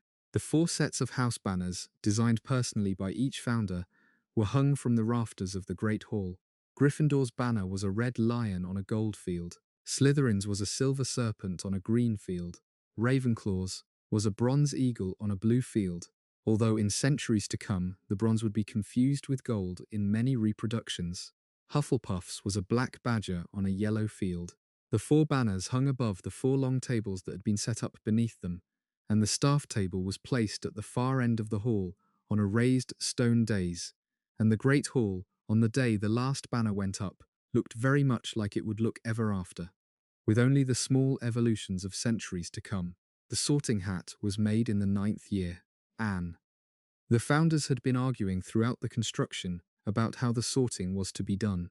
In the early years they had assumed they would do it themselves, by personal consultation with each new student, considering the student's character and dispositions and natural affinities, and assigning a house accordingly. By the 7th year they had begun to face the obvious problem that they were going to die eventually, and that the school would need a way of sorting students after they were gone. Several proposals were considered. The one that eventually prevailed was Godric's. He took off the old leather hat he had been wearing since his apprenticeship days and put it on the table in front of the other 3. He suggested that they enchant it between them to absorb their collective judgment about how students should be sorted. The hat would, after the four of them had finished with it, contain a small piece of each of them in the form of pure decision-making instinct, and any future student who put it on would receive, from the combined four-part wisdom in the hat, the sorting that the four founders would have given them in person. The enchantment took most of an autumn. The four of them sat around a table in a small room on the upper floor of the castle, the hat in the centre, each of them with a wand in hand and a small portion of their accumulated experience of judging young people drawn carefully out of their own minds and pressed into the leather. They worked on it for hours each day. They argued about exactly what dispositions belonged to which house and how the hat should weigh the various dispositions against each other. They argued in particular about what to do with students who had mixed dispositions, who might fit 2 or 3 houses equally. They agreed, in the end, to let the hat ask the student, when there was real doubt, what the student wanted. The student would have some say. The four of them signed off on this decision, and the hat absorbed the decision, and the decision has been in operation ever since. The hat is still on a shelf in the headmaster's office at Hogwarts. It is still asked to perform a sorting every September. It is still the same hat. It is now more than 1,000 years old. It still smells, faintly, of the cottage in the West Country, where Godric Gryffindor had worn it as an apprentice. The school was ready for students in the spring of the 9th year. The four founders sent letters to every wizarding family they could reach, inviting them to send their children, with promises of safe lodging, instruction, and a return to the family in summer. They also sent letters, of a different kind, to the regional fosterage networks, asking those networks to identify magical children currently hidden in Muggle households who might be brought to the school. Salazar, in those last months before the opening, had not yet raised his objections about that second category of students. He would raise them in the years to come. For the moment, his name was on the joint letter. The letter was sealed with a single great wax seal that bore the four-house insignia together. It went out by owl to every corner of Britain. The first students were on their way. We are halfway through the night. If you are still awake and following along, well done. If you have drifted in and out for the last hour, that is what this is for. A quiet thank you to those of you who have been leaving comments on previous videos with the number of nights you have been falling asleep with us. Those comments are read. They shape what we make next. If you have a corner of the wizarding world you would like covered in a future video, leave it in the comments. We will see what we can do. Now the first students. Part 7. The first students. The first students arrived on the lake by boat. They came up from the south by various routes, travelling under the protection of the regional fosterage networks where the children were Muggle-born, or in the company of their wizarding parents where the children came from established families. They were brought in the last leg of the journey to a small fishing village on the southern shore of the loch, where Helga had stationed 3 local boatmen with 3 small wooden boats. The boatmen ferried them, one boatful at a time, across the long stretch of dark water to the green flat ground at the foot of the cliff, where the castle rose up out of the trees like a thing the children had not believed could really exist. There were 47 of them in the first intake. They ranged in age from 8 to 15. The 4 founders had not yet settled on the age limits the school would later observe. They were taking, in those first years, whatever children needed taking. Some were tiny, recently rescued from Muggle households, where they had been hiding their magic for years. Some were nearly grown, already in their final apprenticeships, sent by their masters as a kind of experimental gift. Some came from comfortable wizarding families with chests of clothes and books. Some came from nothing, with only the rags they had been picked up in and the cloak Helga had given them at the boat landing. The 4 founders had decided, weeks before the arrival, that there would be no distinction made between these groups in the daily life of the school. Every student would have a uniform, every student would have the same bed, the same blankets, the same meals. Every student's family background would be a private matter, brought up only when the student chose to bring it up. The decision had been Helga's most insistent contribution to the early planning. Salazar had agreed to it without argument in those first years, although he was already privately uneasy. He had not by then fully voiced what he was beginning to feel. The first feast was held on the evening of the first day, Anne. The students were gathered in the great hall for the first time. The ceiling above them, that night, showed a high clear autumn sky full of small stars. Because the weather outside the castle that night was a high clear autumn night full of small stars. Several of the Muggle-born children had never seen a magical ceiling and spent the first 10 minutes of the feast staring upward with their mouths open. The four founders sat at the staff table on the dais at the head of the room. Helena Ravenclaw, who was at this time 14, sat between her mother and Helga, watching the new arrivals with her usual quiet detachment. The sorting hat sat on a small wooden stool in the center of the floor, in front of the staff table. Godric stood up first. He welcomed the students. He kept the welcome short. He said that this was a school for witches and wizards. Anne. He said that they were here because each of them had a gift that the world had not been treating kindly. Anne. He said that the school would protect them, would teach them, and would expect in return that they would work hard and treat each other with respect. He sat down. Salazar nodded approvingly. Helga smiled in the slow, warm way. Helga always smiled when she liked something that had been said. Rowena explained the sorting procedure. Anne. She told the students that they would be called up one at a time, that they would sit on the stool, that the hat would be placed on their head, that the hat would think about them for a moment and then announce which of the four houses they belonged to. The students nodded. Some of them looked terrified. Some of them looked excited. One of the older boys looked openly skeptical, in the way that 15-year-olds look skeptical when adults are explaining something that seems to insult their intelligence. The hat's first opinion would be of him, and the hat would put him into Gryffindor, and the boy would in time become one of the most decorated dueling masters of his generation. His skepticism, as Godric saw immediately, and as Helga noticed a few seconds later, was an early form of his courage. The sorting took several hours. Each student was called up by name. Anne. The hat sang a small song before the first student, which it had composed itself during the months of being on its shelf, and which it had been keeping to itself in anticipation of the first ceremony.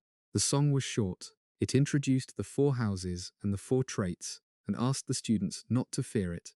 After the song, the hat began the practical work. The first student called was a small girl named Alfwyn, 8 years old, from a wizarding family in Mercia.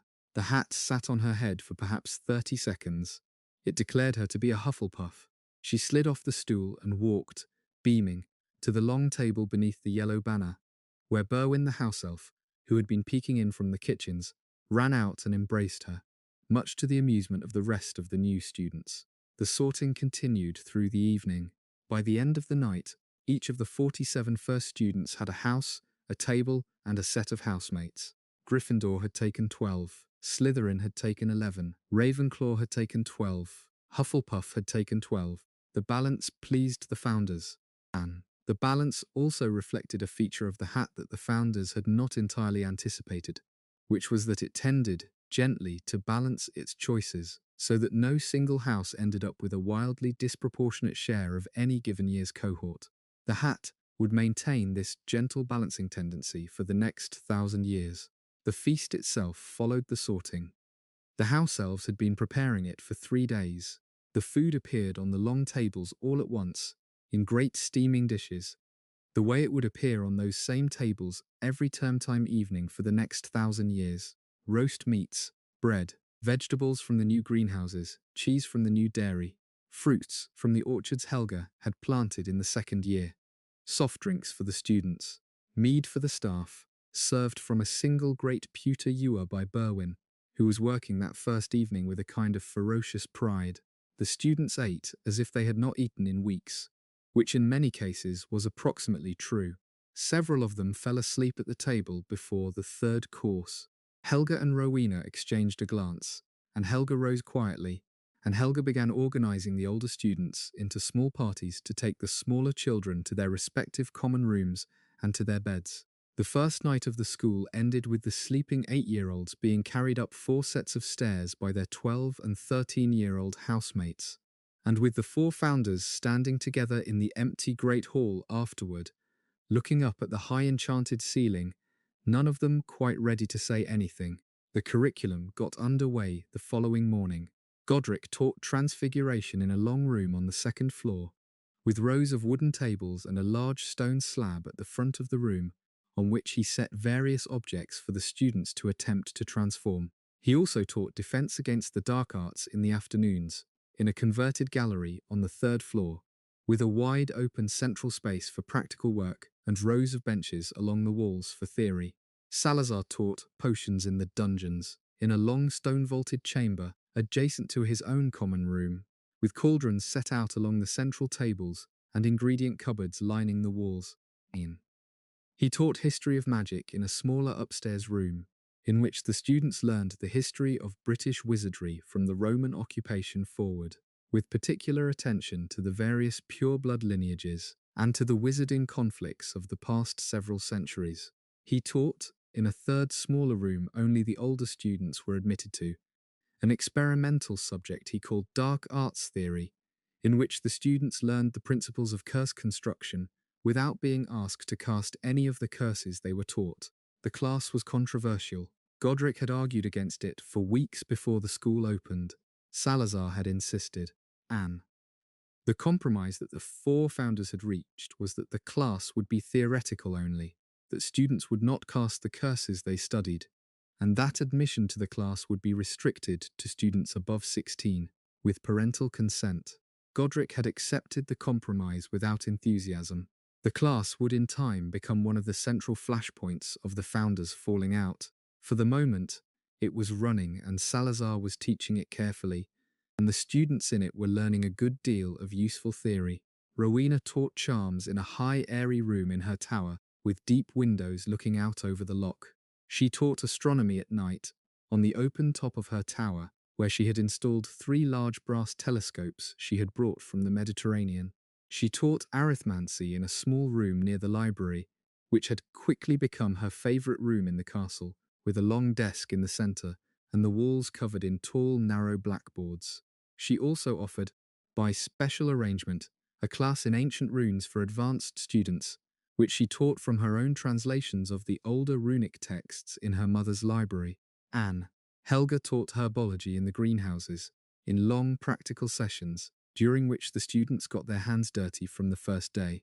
She taught care of magical creatures in the paddocks and small enclosures she had been building out beyond the greenhouses, where she had been gradually accumulating, since her arrival, a small population of magical animals that needed homes. She taught healing in a small ward at the end of the ground floor corridor, which would become, over the centuries, the hospital wing of the castle, although it began as a teaching room for Helga's apprentices and as a clinic for student injuries.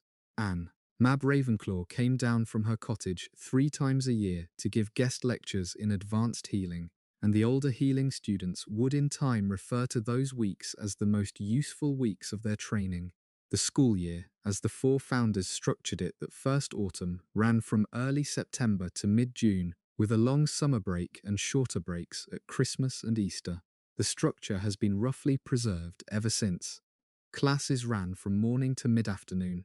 The late afternoons were given over to organised sport, to private study, to extracurricular interests, and, in time, to a particular form of broom-based ball game that began as an informal contest among the older students, and that would, over the following century, develop into the formalised institution of Quidditch. The founders had not invented Quidditch. The game existed already in various local forms across Britain. What the founders did was provide, in their school, a setting where students from different regions could compare their local variants and gradually settle on a common set of rules.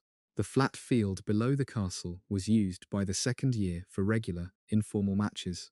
By the 7th year of the school's existence, the 4 houses were fielding their own teams. By the 20th year, after the founders had largely retired from teaching, the rules had stabilised into the form Quidditch has held ever since. And the Interhouse Cup, which would eventually be one of the central features of the school year, was being competed for annually. The first decade of the school's existence was, by every surviving account, the happiest decade of the 4 founders' lives. The numbers of students grew steadily. The first intake of 47 was followed by an intake of 73 the second year, 98 the third year, 130 the fourth year, and by the 10th year the school was running with approximately 300 students at any given time, divided among the 4 houses, with a faculty of perhaps 12, including the founders themselves and the various specialist teachers they had recruited as the curriculum expanded. The school had its own bakers, its own brewers, its own grooms, its own laundresses, its own house elves, its own caretakers, and its own resident healer, in addition to Helga's teaching role. The school had a chess club, a debating society, and a small choir. The school had its own owl post system, run by a senior student in each house, by which letters could be sent home to families across Britain. The school had developed, by the end of the first decade, the rhythm and the texture that it would more or less keep for the next 1,000 years. Helena Ravenclaw spent her late adolescence and early adulthood at the school. She had been 14 when the 4 founders had arrived. By the time the school opened to its first students, she had been 15. She lived in her mother's quarters in Ravenclaw Tower.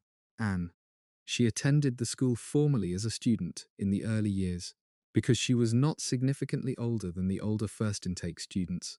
She studied under all 4 founders. She showed, in her academic work, a level of natural talent that exceeded even her mother's.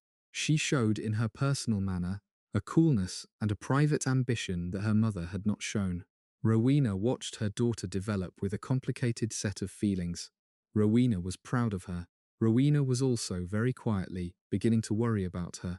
The diadem, the silver circlet of Ravenclaw, was kept on a stand in Rowena's private study, and Helena had, by her late teens, taken to going into the study when her mother was teaching and putting the diadem on her own head, in private, for short periods of time.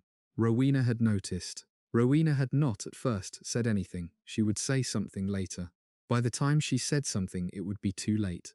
The friendship among the 4 founders, in those first 10 years, held. They had their disagreements. They had small ongoing arguments about the curriculum, about discipline, about how much money was being spent on what. They had a serious argument in the 5th year of the school about whether to admit a particular student who had been identified as having a half-giant parent on his mother's side. Salazar had argued strongly against admitting him. Godric had argued strongly for. Helga had argued for. Rowena had abstained, which was her usual position in interpersonal disputes she found tedious. The vote had gone 3-1 against Salazar's position. The student had been admitted. He had gone into Gryffindor, had completed his 7 years with respectable marks, had returned home and lived a quiet, successful life as a wizarding craftsman. The argument, however, had been the first crack in the founders' joint position on the admission of non-traditional students. Salazar had remembered the vote. He had not been the kind of man who quickly forgot a vote he had lost on a matter of principle. He had carried the memory forward into the next decade. The next decade was going to bring more such arguments. The cracks were going to widen. Part 8. The quarrel, the argument that ended the founders' friendship, did not begin as a single moment of disagreement. It began as a series of small unease. Salazar had been carrying his private misgivings about Muggleborn admissions for most of the school's first decade. He had kept them to himself in the early years out of loyalty to the project and to his friendship with Godric. He had begun to mention them, in passing, by the 7th or 8th year. He had begun to raise them as formal proposals at staff meetings, by the 11th year. The other 3 founders had heard him out, in those meetings, with patience that gradually wore thin. Salazar had been pressing the same case for years, without finding new arguments. He had also been growing, in those same years, less patient with being overruled. The specific incident that crystallized his position took place in the summer of the school's 12th year. A Muggle-born student in his 4th year, a boy from a small village in Yorkshire named Elfric, had gone home for the summer break. He had been at the school for 3 years by then. He had developed, in those 3 years, the confidence of a child who has been told, daily, that his gifts are real and respected. He had not been careful about that confidence at home. He had tried, in his 2nd week of the summer break, to show his younger sister a small piece of transfiguration, turning a teacup into a mouse and back again. The younger sister had told their mother. The mother had told the village priest. The village priest had told the local lord. By the third week of the summer break, a mob had arrived at the farmhouse and had taken Aelfric and his entire family. The boy and his parents and his sister were all hanged from a single oak tree at the edge of the village. The local wizarding fosterage network had heard about the killings too late to intervene. By the time the school heard about it, in late August the bodies had already been buried. The death of Aelfric and his family had shaken the school. The founders had held a private meeting in Rowena's study to discuss it. They had all been distressed in their different ways. Helga had wept openly. Rowena had been quiet and tight-mouthed. Godric had wanted to ride south and find the men who had done the killing and call them out one by one. Salazar had been quietest of all. He had been thinking through the situation in his own way, and what he had been thinking was that the boy had been killed because the boy had grown up in a Muggle household, had returned to that Muggle household, and had been unable to keep the secret of magic. The argument that Salazar had been making for years had been, in his own view, demonstrated by the boy's death. The danger was not the Muggles in the abstract. The danger was the porous boundary between Muggle households and the wizarding world, and that porous boundary existed because the school admitted children who would return every summer to Muggle homes that were under no obligation of secrecy. Anne. He raised the argument formally at the first staff meeting of the autumn. He proposed that the school discontinue, going forward, the admission of any student who came from a household with no existing wizarding members. He proposed that the school work with the existing fosterage networks to ensure that magical children identified in Muggle households would be removed from those households at birth, or shortly after, raised in wizarding foster families, and admitted to the school in the normal way as wizarding household children. He proposed, in short, that the school stop trying to integrate the children of Muggle families into the wizarding world. He did not propose, in that first formal version, to expel the Muggle-born students who were already at the school. He proposed only to stop admitting more. The proposal was discussed at length. Helga objected immediately. She pointed out that the existing fosterage networks were not large enough to absorb every magical child currently being identified in Muggle households. She pointed out that the wizarding foster families were already at capacity. She pointed out that the proposal would condemn a substantial number of magical children to either undiscovered lives in Muggle households, or worse, to the same fate as Aelfric. Godric objected next. He pointed out that several of the school's most accomplished current students were Muggle-born. He pointed out that the boy from the half-giant family they had argued about years earlier had also done well. Anne. He pointed out that the principle of selection by family rather than by ability was an offense to everything he believed about the school. Rowena objected last. She objected more cautiously. She acknowledged some of the practical concerns Salazar had raised. Anne. She proposed, instead of Salazar's blanket exclusion, a more refined system in which Muggle-born children would be subjected to additional secrecy training and would not be permitted to return to their Muggle families during summer breaks. She proposed, in fact, the system that the modern wizarding world would, several centuries later, develop into the Statute of Secrecy. She was ahead of her time, but her proposal was not what Salazar had asked for, and Salazar took her partial dissent as a personal blow. He had thought, before that meeting, that Rowena would side with him. The vote, when it was taken at the end of the meeting, was 3-1 against Salazar's proposal. The pattern of the half-giant boy's admission, 12 years earlier, had repeated itself. Salazar did not protest the vote. He thanked the other three for their consideration. He left the meeting. He did not come down to dinner that evening. He took his evening meal in his own quarters in the dungeon, and was not seen by the other founders for 2 days. The argument did not end with that meeting. Salazar raised it again 3 months later, with refined arguments. Anne. He raised it again the following autumn, with new evidence drawn from incidents that had occurred during the intervening year. Each time he raised it, the vote went the same way. Each time the vote went, the relationship between him and the other 3 founders cooled slightly further. Godric, who had been Salazar's closest friend for more than 15 years by then, began to find it difficult to be in the same room with him for any length of time. The two of them began to avoid the small, intimate breakfast meetings the founders had been holding together. Anne. They began to address each other in public with the careful formal courtesy that two men use when their friendship has died, but neither of them has yet admitted it to himself. Helga noticed. Rowena noticed. Neither of them mentioned it. Anne. They both hoped, with the kind of careful hope that close colleagues use when something has begun to break in their group, that the cooling would eventually reverse itself. It did not reverse itself. Through the school's 14th and 15th years, Salazar's position hardened. He began to withdraw, gradually, from the joint life of the founders. He stopped attending evening meals at the staff table. Anne. He stopped contributing to the joint design work for the new wings of the castle that the others had begun planning. He continued, scrupulously, to teach his classes. He continued to maintain his common room and his house. He took, in those years, a particular interest in the students in his own house, and he began to advise them with increasing frequency on matters outside their classwork, especially the older students from established pureblood families. The Slytherin common room became, in those years, a slightly different place from the other three common rooms. Anne. The students who lived in it began to speak, in private, about pureblood pride and about the importance of the wizarding inheritance. In language that Salazar had been using in the staff meetings, the rest of the school knew nothing about. The other founders did not know this was happening. They would learn about it, partially, only after Salazar had left. The final confrontation took place in the school's 16th year.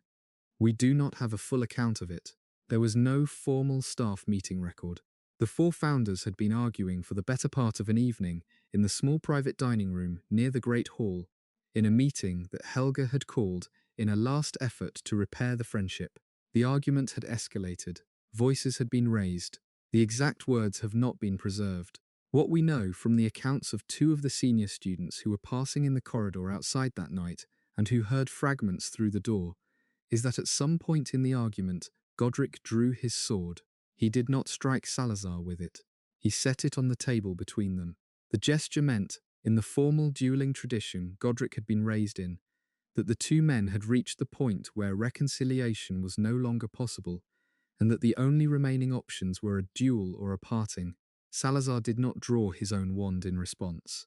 He sat looking at the sword on the table for several seconds. Then he stood up. He walked around the table, past Godric without touching him, and out of the room. The door closed behind him. The three remaining founders sat in silence at the table for a long time. Helga eventually picked up the sword. She handed it back to Godric, hilt first, without saying anything. Godric took it. He put it back into its scabbard. The meeting ended. Salazar left the castle that night. He did not pack publicly. He did not say goodbye to his students or to the staff. He took his personal possessions out of his quarters by stages over the following several days, mostly in the small hours of the night when the corridors were empty. By the end of the week, his quarters were stripped bare. His common room, however, remained exactly as it had been. He did not interfere with it. The Slytherin students continued to live there. The Slytherin house continued to function. Salazar himself had simply gone. He did one thing before he left that the other three founders did not know about for many years. The thing he did was build a chamber. The chamber was located deep beneath the dungeons, well below his own common room, in a region of the rock that none of the other founders had ever explored. He had identified the spot some years earlier, in the period of his withdrawal from the joint life of the founders, when he had begun spending long hours alone in the lower castle. He had been planning the chamber for at least a year before he left. He had excavated it, using his own magic, in long sessions late at night. He had finished it shortly before the final confrontation. The chamber was vast. It was as large as the great hall above, perhaps larger. It was lit by green-tinted torches set into the walls. It was decorated with a series of stone pillars carved as serpents. At the far end of the chamber, against the back wall, stood a stone statue of Salazar himself, taller than the chamber's ceiling could have allowed if Salazar had not magically extended that ceiling upward. Anne. The statue's mouth was a wide opening, large enough for a creature to emerge from. Inside the statue, in a stone alcove behind the mouth, Salazar had placed a single creature. The creature was the basilisk. He had hatched it himself, by the older method that was known in the European wizarding tradition. By placing a chicken's egg under a toad and incubating it for many months in carefully maintained darkness, the egg had hatched. The creature inside it had been a basilisk, the first one to be born on British soil in approximately 300 years. Salazar had bonded with it through parseltongue. He had taught it to obey him. He had instructed it to remain in the alcove behind the statue, to sleep most of the time, and to emerge only when summoned by the voice of an heir of Slytherin who spoke to it in the language of serpents. He did not summon it when he left. He left it sleeping in the alcove. He sealed the chamber behind him with charms that would only respond to parseltongue. He went up through the dungeons, out of the castle, and away into the night. The chamber remained, sleeping, beneath the school. It would remain there, undisturbed, for almost 1,000 years. The basilisk would still be alive when, in the early 1940s, a teenage descendant of Salazar Slytherin named Tom Riddle, who had been searching the castle for years, would finally find the entrance to the chamber and would speak the right words to wake the creature. The story of what happened next belongs to a different night.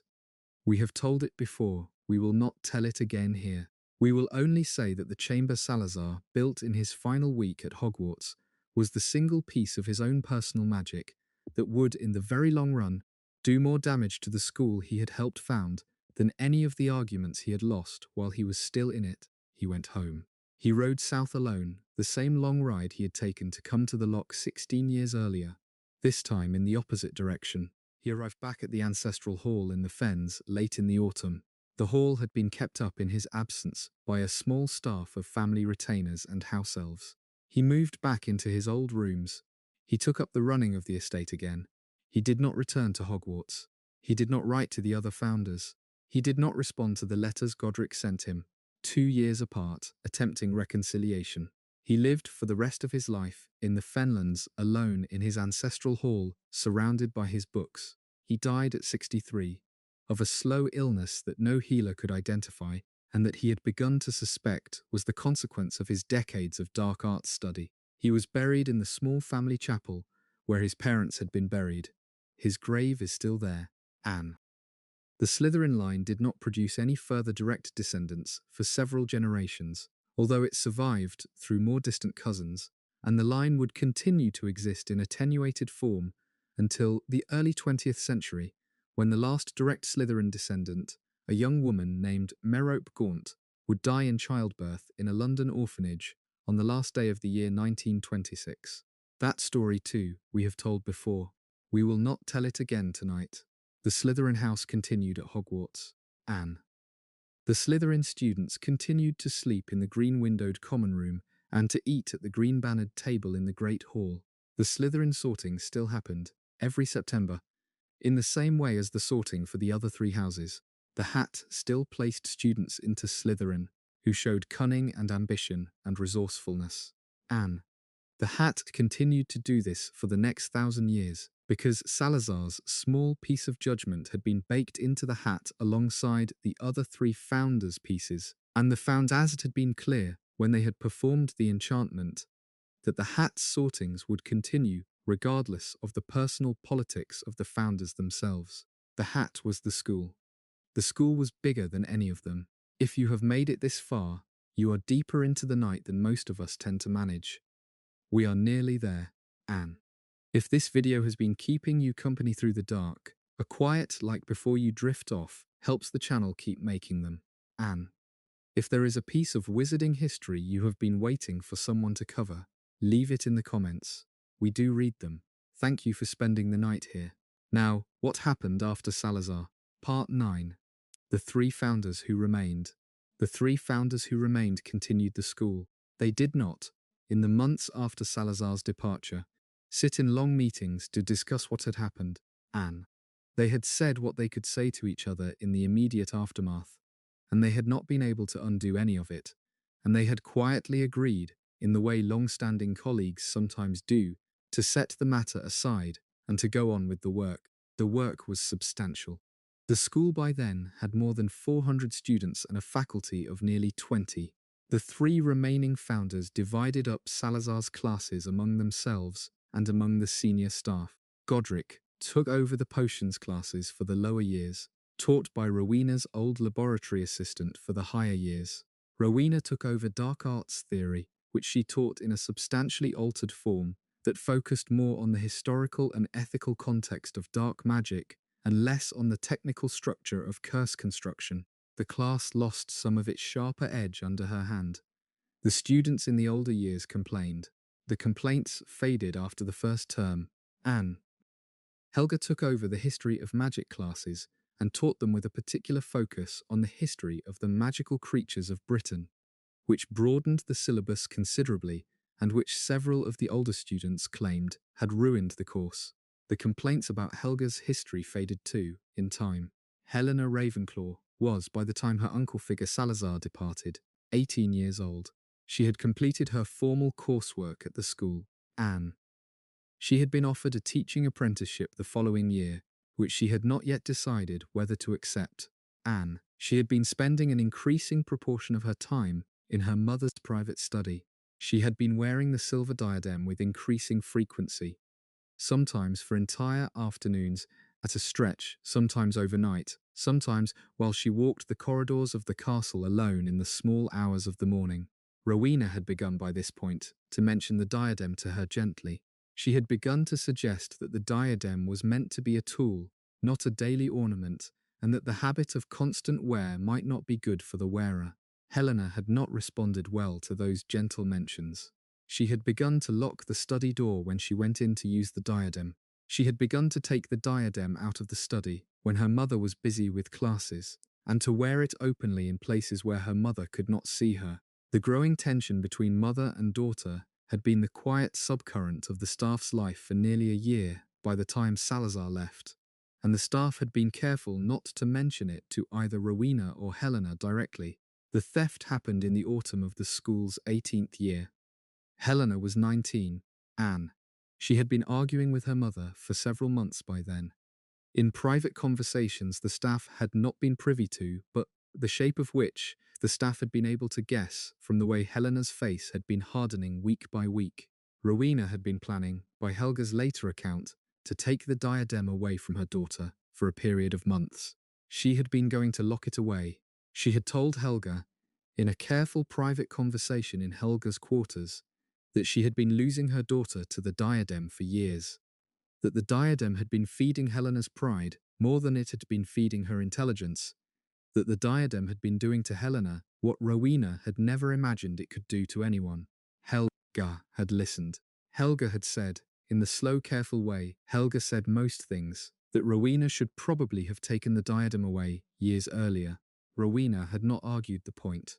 The two of them had agreed that the diadem would be removed from Helena's possession at the end of the school year, by force if necessary. Helena moved first. She walked out of her mother's study one autumn evening with the diadem on her head and a small leather bag of personal possessions over her shoulder. She did not say goodbye to her mother. She did not say goodbye to anyone. She walked down through the castle, out into the grounds, past the boat landing at the loch, and onto the southern road. Nobody saw her go. The first the staff knew of her departure was when Rowena, looking for her daughter for the evening meal, found the study empty and the diadem missing from its stand. Rowena did not pursue her immediately.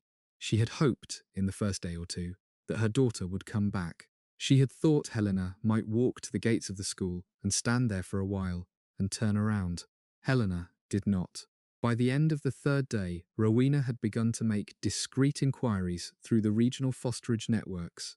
By the end of the second week, she had received word from a wizarding contact in northern France that a young dark-haired woman matching her daughter's description had been seen passing through Calais in the company of 3 travelling wizards.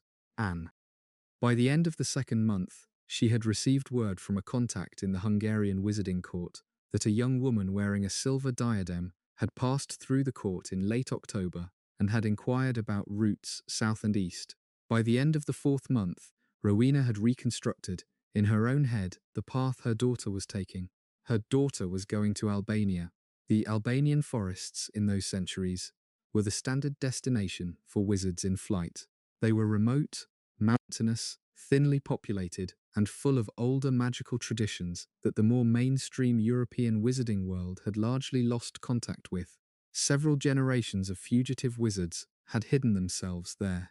Some had been criminals, some had been exiled scholars, some had been merely seekers, looking for the kind of magical solitude that the more crowded centres of Europe no longer offered. Helena had decided, somewhere in her long ride south, that she would join them.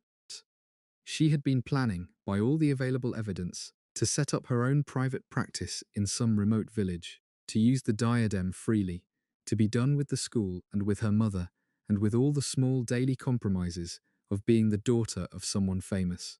Rowena did not go after her in person. She had thought about it. Anne. She had decided in the cold long thinking she did in those months that her presence in the Albanian forests would only push her daughter further. She decided instead to send an emissary. The emissary she chose was a young man who had been a student at the school in the early years and had stayed on after graduation as a junior teacher. His name has come down to us as the Baron, though he was not at that point a noble of any kind. He had been born to a wizarding family in the north of England. He had taken the title Baron as a kind of self-promotion, in the way that some ambitious young wizards of that period would assign themselves grand titles in the hope that the titles would, in time, become real. The other founders had tolerated his self-styled title with a kind of amused indulgence. The students had taken the title less indulgently and had teased him with it. The Baron had been in love with Helena for years. He had been one of her senior tutors during her own student years. He had courted her in the formal slow Welsh-style courtship that he had picked up from a year of teacher exchange with Helga's old village, and Helena had not responded to the courtship in any of the ways the formal Welsh-style courtship requires for response. She had merely tolerated him. The Baron had taken her tolerance for partial encouragement and had continued the courtship for years. He had become, by the time Helena disappeared, a slightly desperate version of his earlier self, a young man who had pinned too much hope on a woman who had never quite given him reason to. Rowena had known this about him, and she had calculated, accurately, that of all the people at the school he was the one most willing to ride south after her daughter on no compensation at all, and that he was also the one most likely to be able to talk her daughter into returning.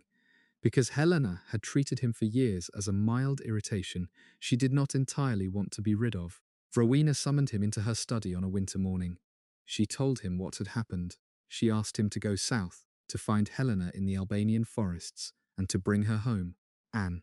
She told him carefully that she did not want the diadem to be involved in the conversation. The retrieval was about her daughter, Anne. The diadem could be discussed afterward, when Helena was safely back in her mother's quarters at the school. The Baron listened. The Baron, who had been waiting for years for an excuse to do something for the Ravenclaw family that would, in his mind, finally elevate him in their eyes, agreed without hesitation. He left the next morning. He rode south on his own horse with his own wand and his own small bag of provisions and a letter from Rowena to her daughter in his breast pocket. He took the same long ride Helena had taken 3 months earlier. He arrived in northern Albania in the early spring. He found Helena in a small village in the high forests of what is now central Albania. She had been there for several months. She had set up a kind of small healing practice for the local wizarding community. She had been wearing the diadem openly. She had been content, by all available reports, in a way she had not been at the school. The Baron arrived at her cottage in the village in the late afternoon. He delivered Rowena's letter. He asked her to come home. Helena refused. She refused, by the surviving accounts, several times across the course of a long evening.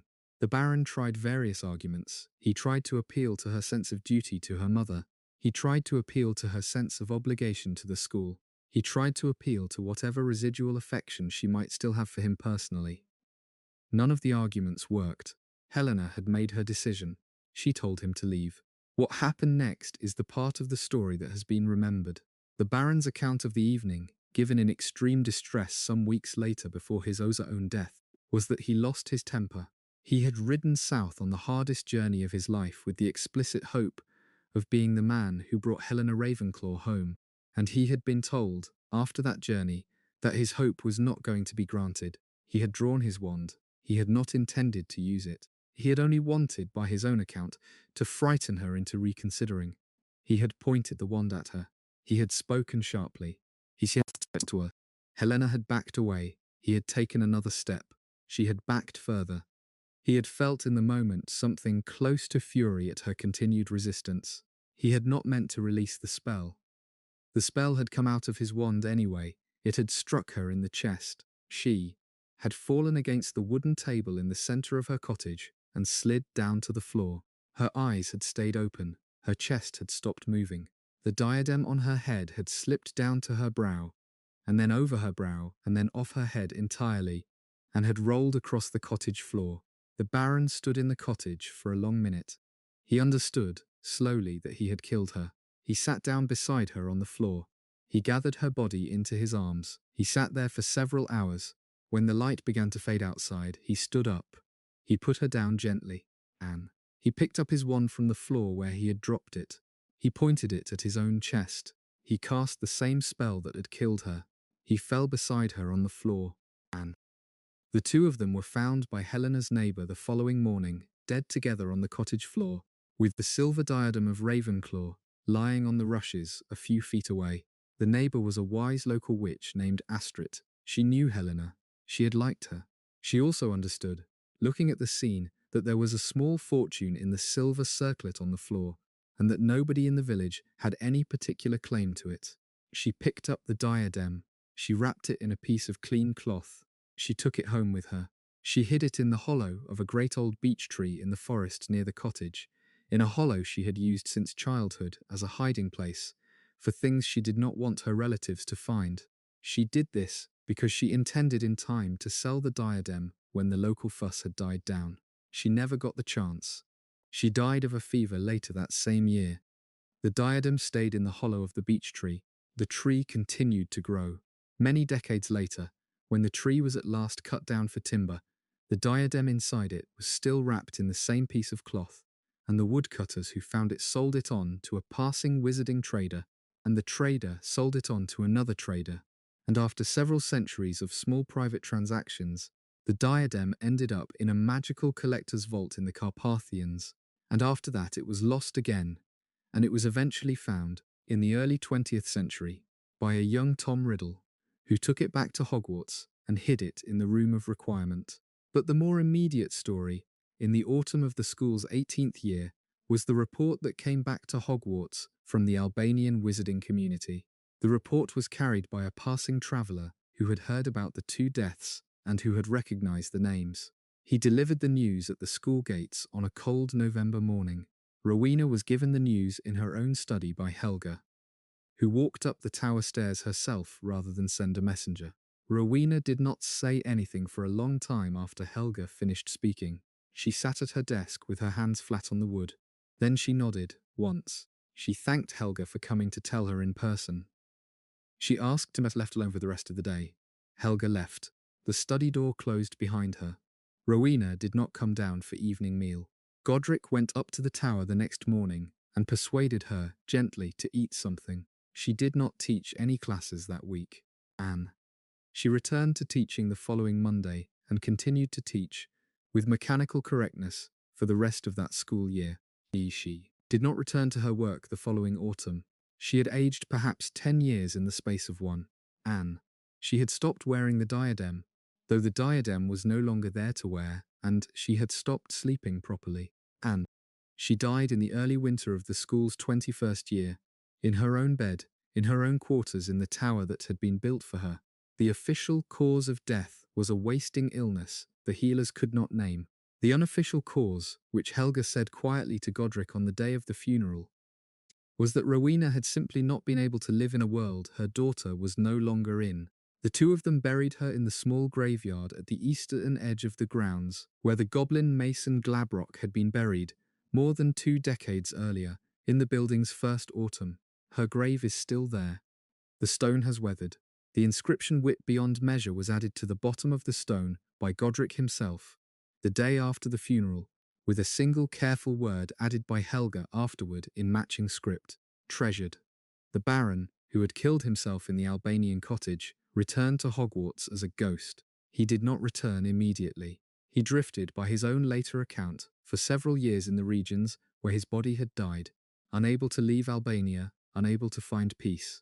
He arrived at Hogwarts, perhaps a decade after his own death. Drawn back, he said, by the pull of the place that had been the only home he had ever known, he took up residence in the dungeons, and he took up the title of the Bloody Baron, because his robes, in his ghost form, still bore the bloodstains from the wound he had given himself, and he had decided, with what may have been a kind of penance, that he would not hide those stains. He served, for the next 1,000 years, as the resident ghost of Slytherin House. The Slytherin students learned to be careful around him. He was a quiet ghost. He did not speak often. He looked, by the unanimous report of every student who has ever encountered him, like a man who has been carrying 1,000-year grief without ever quite knowing what to do with it. Helena had returned earlier. She had returned within months of her death. She had been the first of the 4 house ghosts to take up her position. Anne. She had taken up residence in the Ravenclaw common room, where she had spent so much of her childhood. She did not, in her ghost form, take the title her mother had given her. She refused, then and forever, to be called Helena Ravenclaw in conversation. She called herself, instead, the Grey Lady, after the grey cloak she had been wearing the night the Baron killed her. She is still there. She has been the Ravenclaw house ghost for more than 1,000 years. She has spoken about her death exactly once in all that time.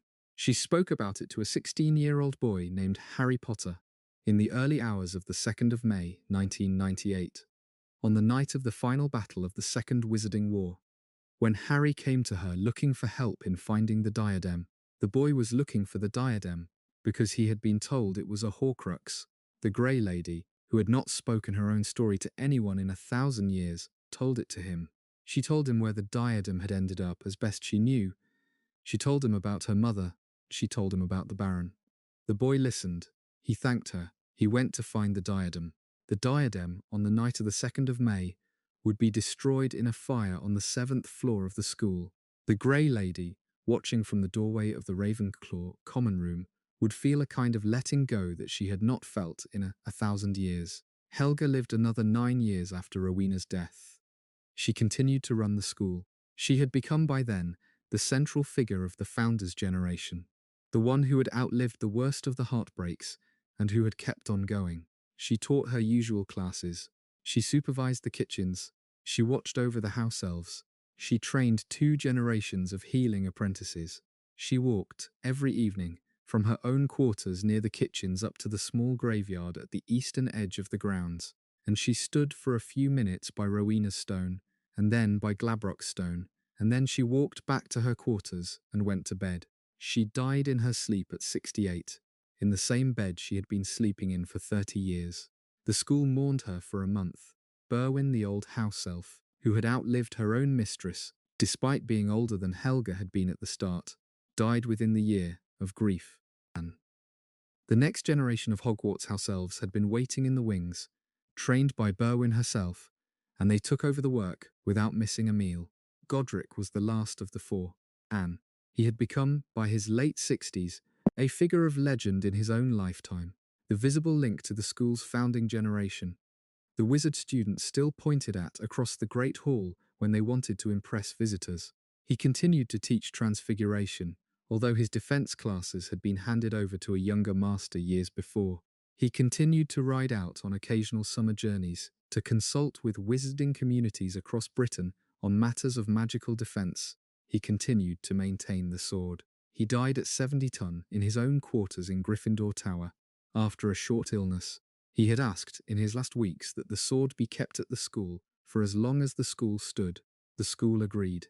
The sword was placed in a glass case in the headmaster's office.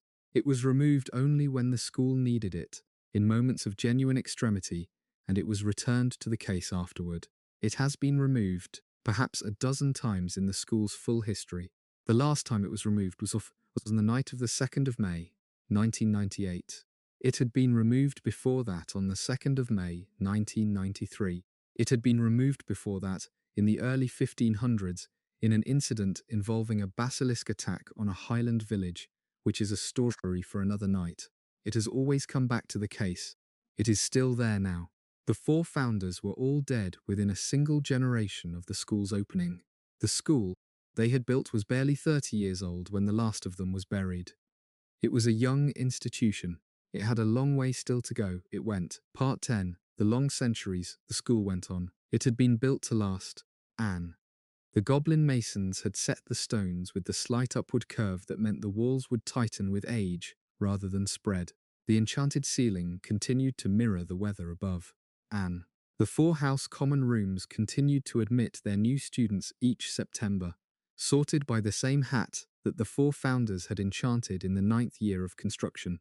The sword in its glass case in the headmaster's office collected a slow film of dust that the house elves polished off once a week. The basilisk in the chamber below the dungeons slept. The school kept going. Anne. The 1st century after the founders' deaths was, by every account that has survived, the quietest century in the school's full history. The students arrived. The students were sorted. The students learned. The students graduated. The headmasters and headmistresses changed every 15 or 20 years. The faculty changed at roughly the same rate. The walls of the castle settled, by their planned small fractions of an inch, into the precise positions the goblin masons had calculated they would settle into. The lake stayed still. The forest stayed at its accustomed distance. The 4 house ghosts had not yet all arrived in those first 100 years. The Grey Lady was there. The Bloody Baron had arrived by the early 12th century.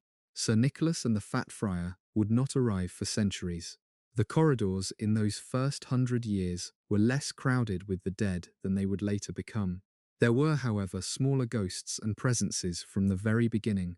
The school had been built on the lines that had been active for thousands of years before the founders had located them. The castle, by its 2nd century, was developing the quiet magical accumulations that any building of its kind develops over time. Doors that had once been ordinary, doors became with use slightly more than ordinary. Windows that had been ordinary windows began to show, occasionally, glimpses of things that were not strictly outside them. The portraits on the walls began to wake up and to move and to speak to each other across the corridors. The portraits had not, in the founders' own lifetimes, been entirely conscious. They had been ordinary paintings with small enchantments to allow them to glance around at the rooms they were hung in. Anne. By the end of the 2nd century, the portraits had been hanging in those rooms long enough for the small enchantments to compound into something that started to look like consciousness. And the portraits of the founders themselves, painted from life and hung in the entrance hall, were among the first portraits to fully wake up. They began to speak to each other at night. They began to comment on the students who passed beneath them. Anne. They began in time to be consulted by the current headmaster on matters where the institutional memory of the school was needed. The portraits of the 4 founders are still in the headmaster's office.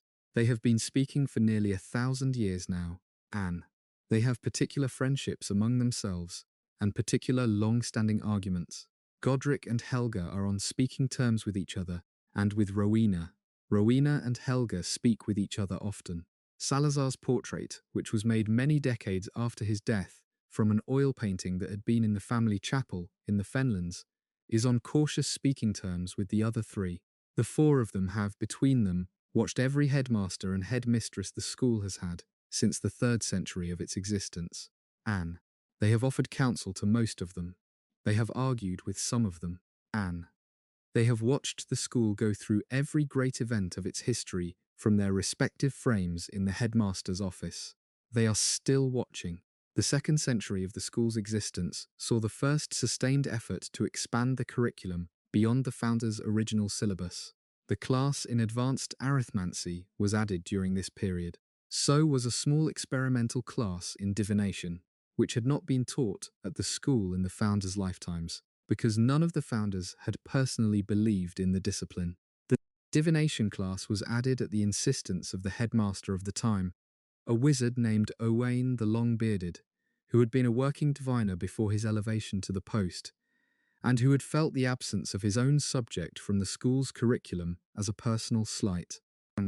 The class was controversial from the moment it was added. Subsequent headmasters and headmistresses tried, at various points, to discontinue it. It survived every effort to remove it. It is still taught at the school. The current class is held in a tower room at the top of the north wing, in conditions of incense and dim light and quiet inscrutability that have changed very little since Owain's time. The 3rd and 4th centuries of the school's existence saw the first major architectural expansions. The original castle had been built to accommodate a maximum student population of about 400, and by the early 13th century the student population had grown to nearly 600, and the existing dormitories were overcrowded. A new wing was built on the eastern side of the castle in 1226. The wing held additional dormitory space, additional classrooms, and a second smaller library that complemented the original library on the upper floors. The new construction was performed by a team of dwarven masons rather than goblin masons, because the goblin nation had been in one of its periodic disputes with the school and had refused the contract. The dwarven work was good but not quite of the goblin standard, and the new wing has settled, over the centuries, slightly more than the original construction has settled. A careful observer can still see the small irregularities in the stonework where the dwarven and goblin sections meet at the eastern corner of the castle.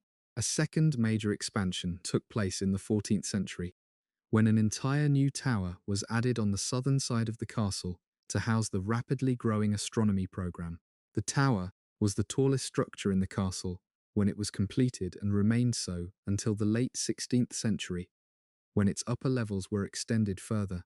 The astronomy tower of the modern era is the same tower, with the additional 16th century extension on top. It is from the upper observation level of this tower that Albus Dumbledore would fall to his death on the night of the 30th of June 1997, in an event that we have described in earlier videos and that we will not describe again here. The 15th century brought the school the first of its formal house ghosts beyond the founding era pair. Sir Nicholas de Mimsy Porpington, a wizarding noble with friends at the royal court of Henry VI, had been condemned to death in a small political dispute that had nothing to do with magic. His execution had been botched. The executioner had used a blunt axe and had required 45 separate strokes to remove Nicholas's head, and even then had failed to remove it completely.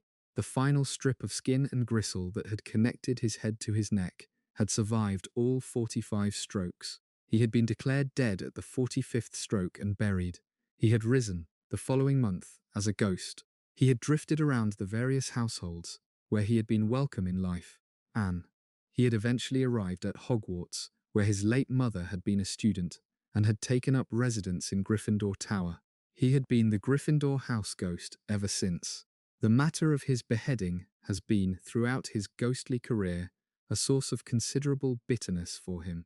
He has applied 7 times for admission to the Headless Hunt, the elite ghost society of fully beheaded victims, and he has been turned away on the technical grounds of the surviving strip of skin every time.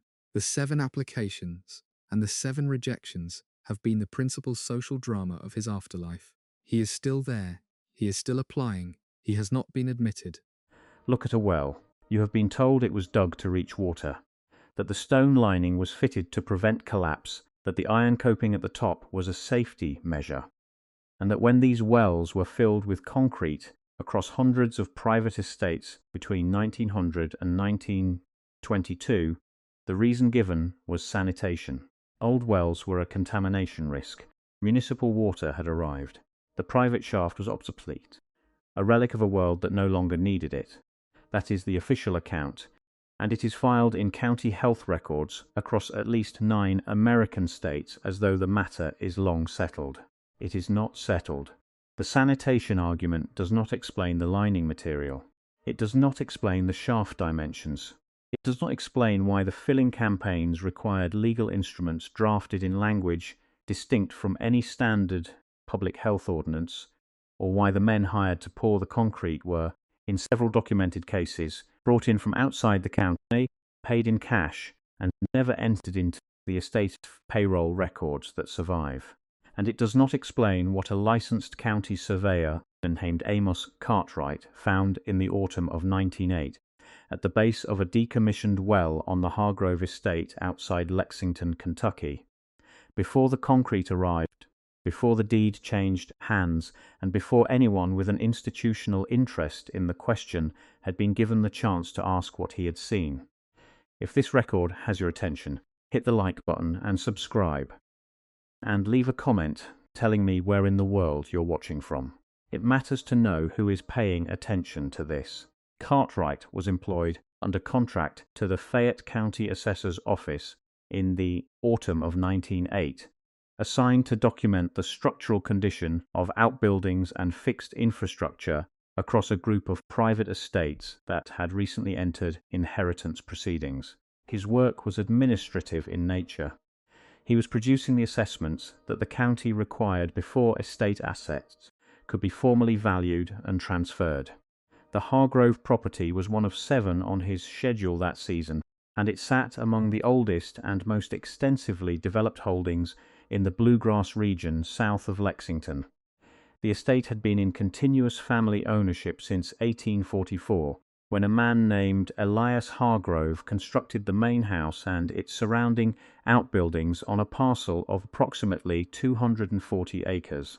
The construction ledger for the Hargrove estate, a bound account book that still exists in the Fayette County Probate Archive, records the sinking of the main well in 1845 to a depth of 62 feet. A 62-foot shaft is not anomalous for that region. The water table in central Kentucky sits between 40 and 70 feet below surface grade in most locations, and a household well of that depth was entirely standard for the period. Cartwright did not note the depth as unusual in his survey of the property. What he noted was the lining, the interior walls of the Hargrove well, from the stone coping at the surface to a point some 30 feet down where the shaft changed its character, were not lined with the local limestone that Cartwright had documented in every other pre-Civil War well he had examined in the county. They were lined with fired ceramic tile, glazed on the interior face, set in a regular coursed pattern that Cartwright described in his field notes as deliberate and precise, suggesting to him that the installation had required skilled labor working to a template and had not been done by the same men who sank the shaft. Each tile measured approximately 9 inches square and a half inch in thickness. The glaze was a pale blue-grey, consistent in shade and coverage across the entire documented section of the lining. Cartwright noted the colour by comparison to the interior of a kiln, a description precise enough to indicate he was describing something outside his routine experience as a surveyor of domestic structures. Below the tiled section, at a point where the shaft deflected slightly to the east, the column did not continue as a narrowing well bore. It opened, according to Cartwright's field notes, into what he described as a chamber. He could not determine the chamber's full extent from the surface with the equipment available to him in the field that day. He noted that the air rising from the opening carried what he called a charge of some kind. He used the word twice in the same entry and underlined it once. Cartwright was a practical man by every indication of his surviving professional record, not given to figurative language or embellishment in the field notes that constituted his working documents. When he wrote charge, he was recording something he had detected, something he could not attribute to the ordinary atmosphere of a water shaft, something that required a word he underlined because no more precise word was available to him. He submitted his field notes to the Fayette County Assessor's Office in November of 1908. The assessor received them and fifled them without any follow-up action on the specific observations about the ceramic lining or the chamber at depth. The Hargrove estate was purchased by a Louisville land trust in January of 1909. By April of that year, the well had been filled with concrete to the surface. The field notes remain in the probate archive in Fayette County. What they describe has not been addressed in any subsequent record. To understand what the ceramic lining means, it is necessary to consider what pre-industrial wells in America were actually built to do and what materials that function required in practice. A domestic water well of the mid-19th century had one documented purpose in the official record: to access the groundwater table for household consumption. The structural requirement for that purpose was relatively direct: The shaft walls needed to be stable enough to prevent collapse during the years and decades of the well's active use, and they needed to be sufficiently porous to allow groundwater to seep laterally into the column from the surrounding earth, supplementing the upwelling from the water table at the base.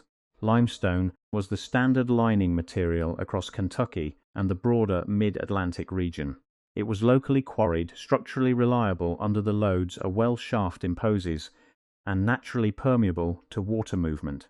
A limestone-lined well allowed the groundwater table to feed the shaft from the sides as well as the base, maintaining yield across the seasonal fluctuations in the local water table. That is the functional logic behind the most common lining material in mid-19th century American well construction, and it was followed with consistency across thousands of documented wells throughout the region. A glazed ceramic lining operates on entirely different physical principles. Glazed ceramic tile is impermeable by design. The firing process vitrifies the clay body, and the glaze layer seals the surface completely against liquid penetration from outside.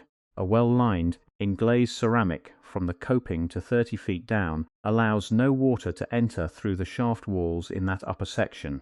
Whatever the shaft collects must come in entirely through the unlined base, through upwelling from the water table at the deepest point of the column.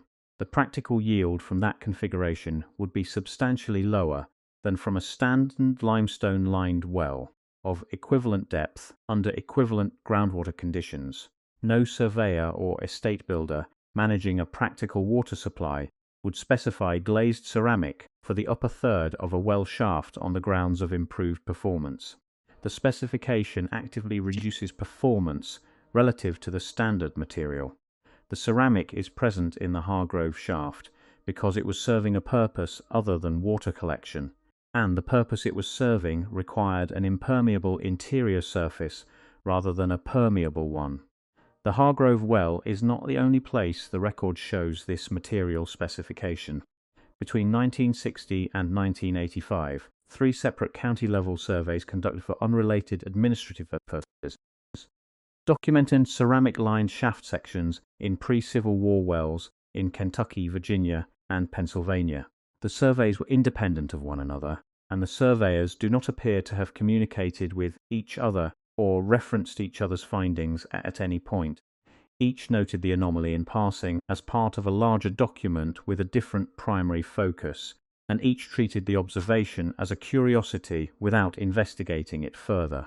A state archaeological inventory prepared for the Virginia Department of Historic Resources by a surveyor named James Ridley in 1973, covering estate structures in Rockbridge County near Lexington, Virginia, included a single paragraph noting that a well section exposed during a site assessment at the former Massey estate contained interior glazed ceramic tile of a type inconsistent with standard mid-19th century domestic well construction in Virginia. Ridley noted that no explanation for the material choice had been located in the surviving Massey estate construction records, and moved on to the next item in his survey. The paragraph is on page 441 of his report, which is held by the Virginia Department of Historic Resources in its special collections.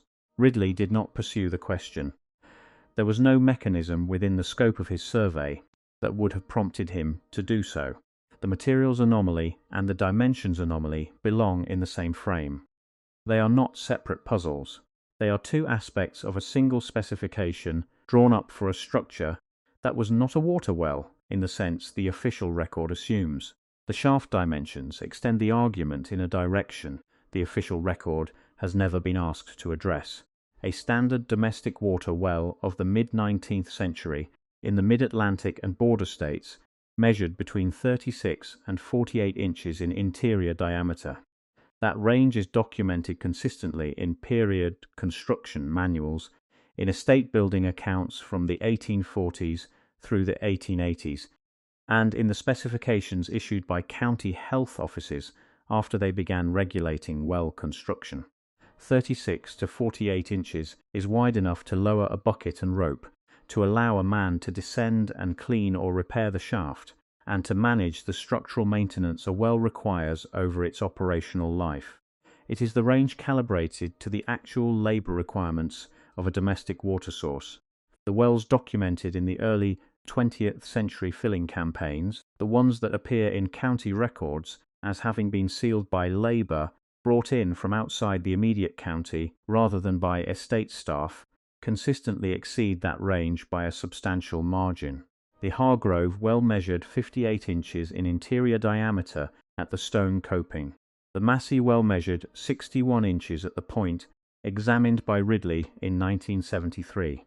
A third well documented in a demolition survey of the Cleaver estate in Lancaster County, Pennsylvania, conducted in the summer of 1912, measured 54 inches interior diameter, and the surveyor noted in his written report that the coping stones were unusually thick for domestic well construction, indicating to him that the original shaft opening had likely been wider at the surface before a later modification had narrowed the top section. A well shaft approaching 5 feet in interior diameter is a fundamentally different undertaking from a standard household well. The labour required to sink a shaft of that width in mid-19th century construction practice, before the widespread availability of commercial explosives and mechanised boring equipment, would have cost 2 to 3 times the labour of a standard 40-inch well. The limestone removal from a shaft that wide, accomplished with hand tools and carefully placed black powder charges applied to avoid fracturing the shaft walls that would then need to be dressed and lined, would have required weeks of additional work at every stage of the sinking process. No estate manager authorising a water source for household use would approve that additional expenditure without a substantially different function in view. The dimensions describe a shaft designed to be entered and worked from the interior, a below-ground access structure rather than a water collection system.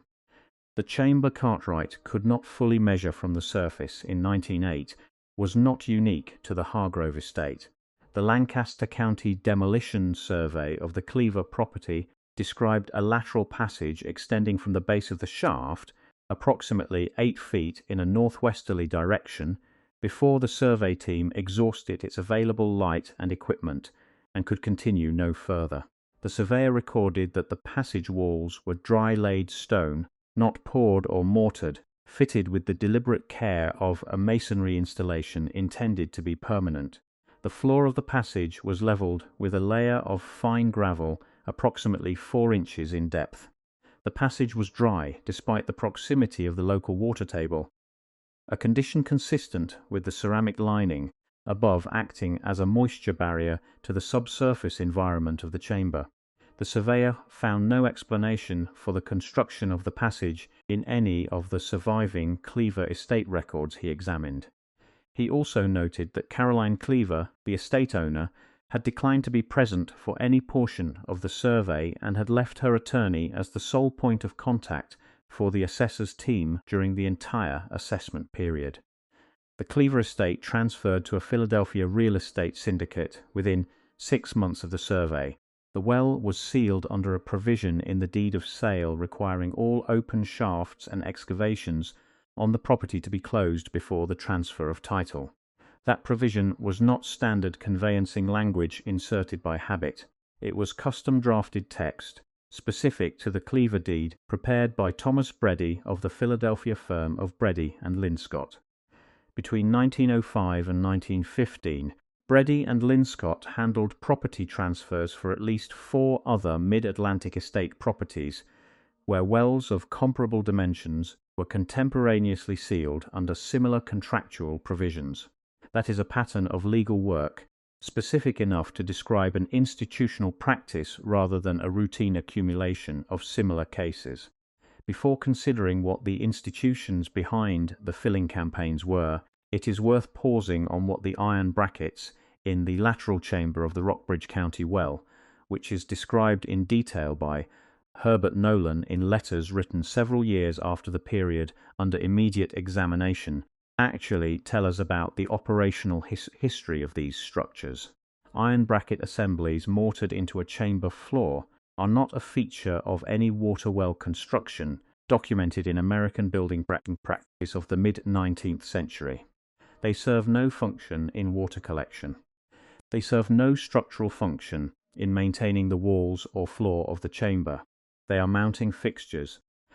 They held something. The thread pattern Nolan described on the bracket posts, a standard thread for the period, was machined to accept a removable fitting that could be installed and removed without permanently altering the bracket. This is the engineering approach taken in systems intended to be serviced or modified. The fittings can be replaced or upgraded while the brackets remain in place. The fittings were made of copper or bronze, materials selected for their conductive properties, their resistance to the moisture conditions of a below-ground environment, and their compatibility with whatever was moving through the network the chamber was part of. Copper in a mid-19th century installation at this level of specification was not a decorative or incidental choice. Copper cost substantially more than iron or lead in the period and was selected when its physical properties were required for the function at hand. The combination of ceramic insulated shaft walls, a stable sealed chamber below grade, and copper-fitted bracket assemblies at measured intervals in the chamber floor describes a system assembled around principles of controlled conductivity and environmental isolation. The chamber was kept dry by the ceramic lining above it. The walls of the chamber were tiled to maintain the same isolation from the surrounding earth. The fittings were removable so that the network could be adjusted or extended without destroying the structural elements. This is not the construction practice of people building something they expected to use once and abandon. It is the construction practice of people building something they intended to maintain, service, and keep operational over a long period of time. The removal of the fittings before the concrete arrived, which Nolan documented by their absence and by the minimal oxidation on the threaded bracket posts, is significant in a specific way. Someone knew the ceiling was coming with enough advance notice to send workers into the chambers to unthread the fittings before the concrete was poured above. The fittings were valuable, made of copper or bronze, and they were removed. The structural elements, the brackets themselves, the ceramic tile, the levelled stone floors, could not be efficiently removed and were left in place. The removable components with material value were taken. The fixed components were buried. That is not the behaviour of an estate owner simply complying with a sanitation ordinance and moving on.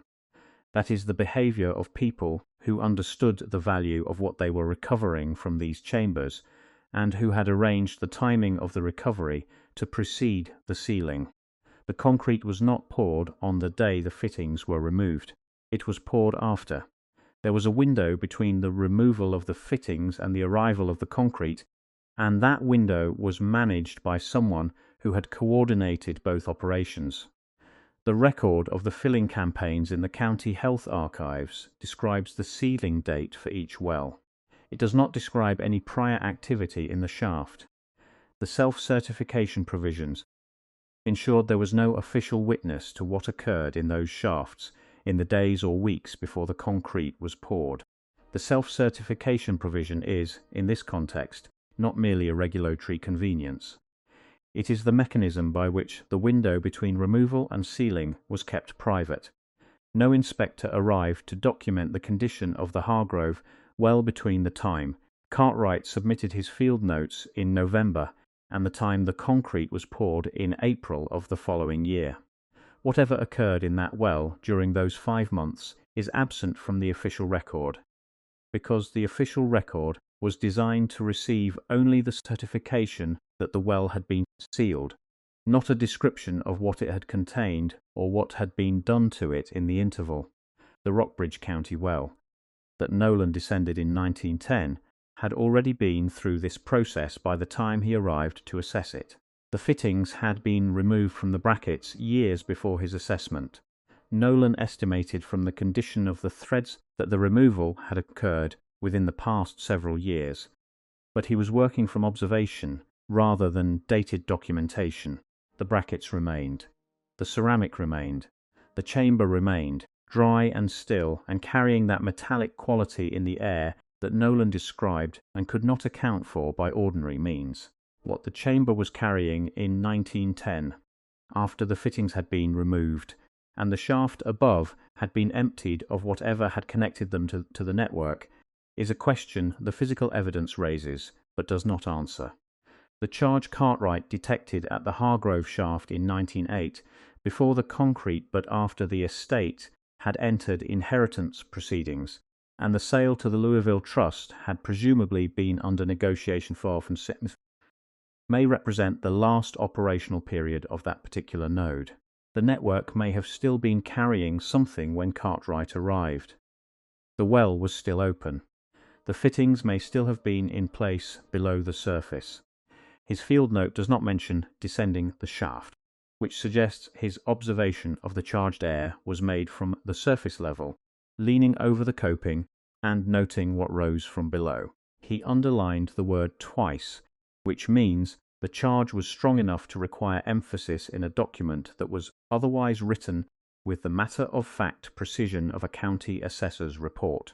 If this investigation is still with you, subscribe and turn on notifications. There is more buried here than any single film can contain. Your attention is what makes it possible to keep pulling this forward. Between 1900 and 1922, county health records in at least 9 states document formal proceedings to close and seal private estate wells under public health ordinances that were themselves newly issued during that same period. Virginia revised its private well ordinance in 1904. Pennsylvania issued its updated private well code in 1906. Kentucky published supplementary guidance on well decommissioning in 1908, the same year Cartwright was documenting the Hargrove shaft. Ohio, Maryland, and North Carolina each issued comparable regulations between 1905 and 1913. The public justification in each case was consistent. Private wells posed contamination risks to drinking water. Municipal infrastructure had replaced the functional need for private shafts in incorporated areas, and public health required the elimination of standing open shafts that could act as contamination conduits. The argument was not invented.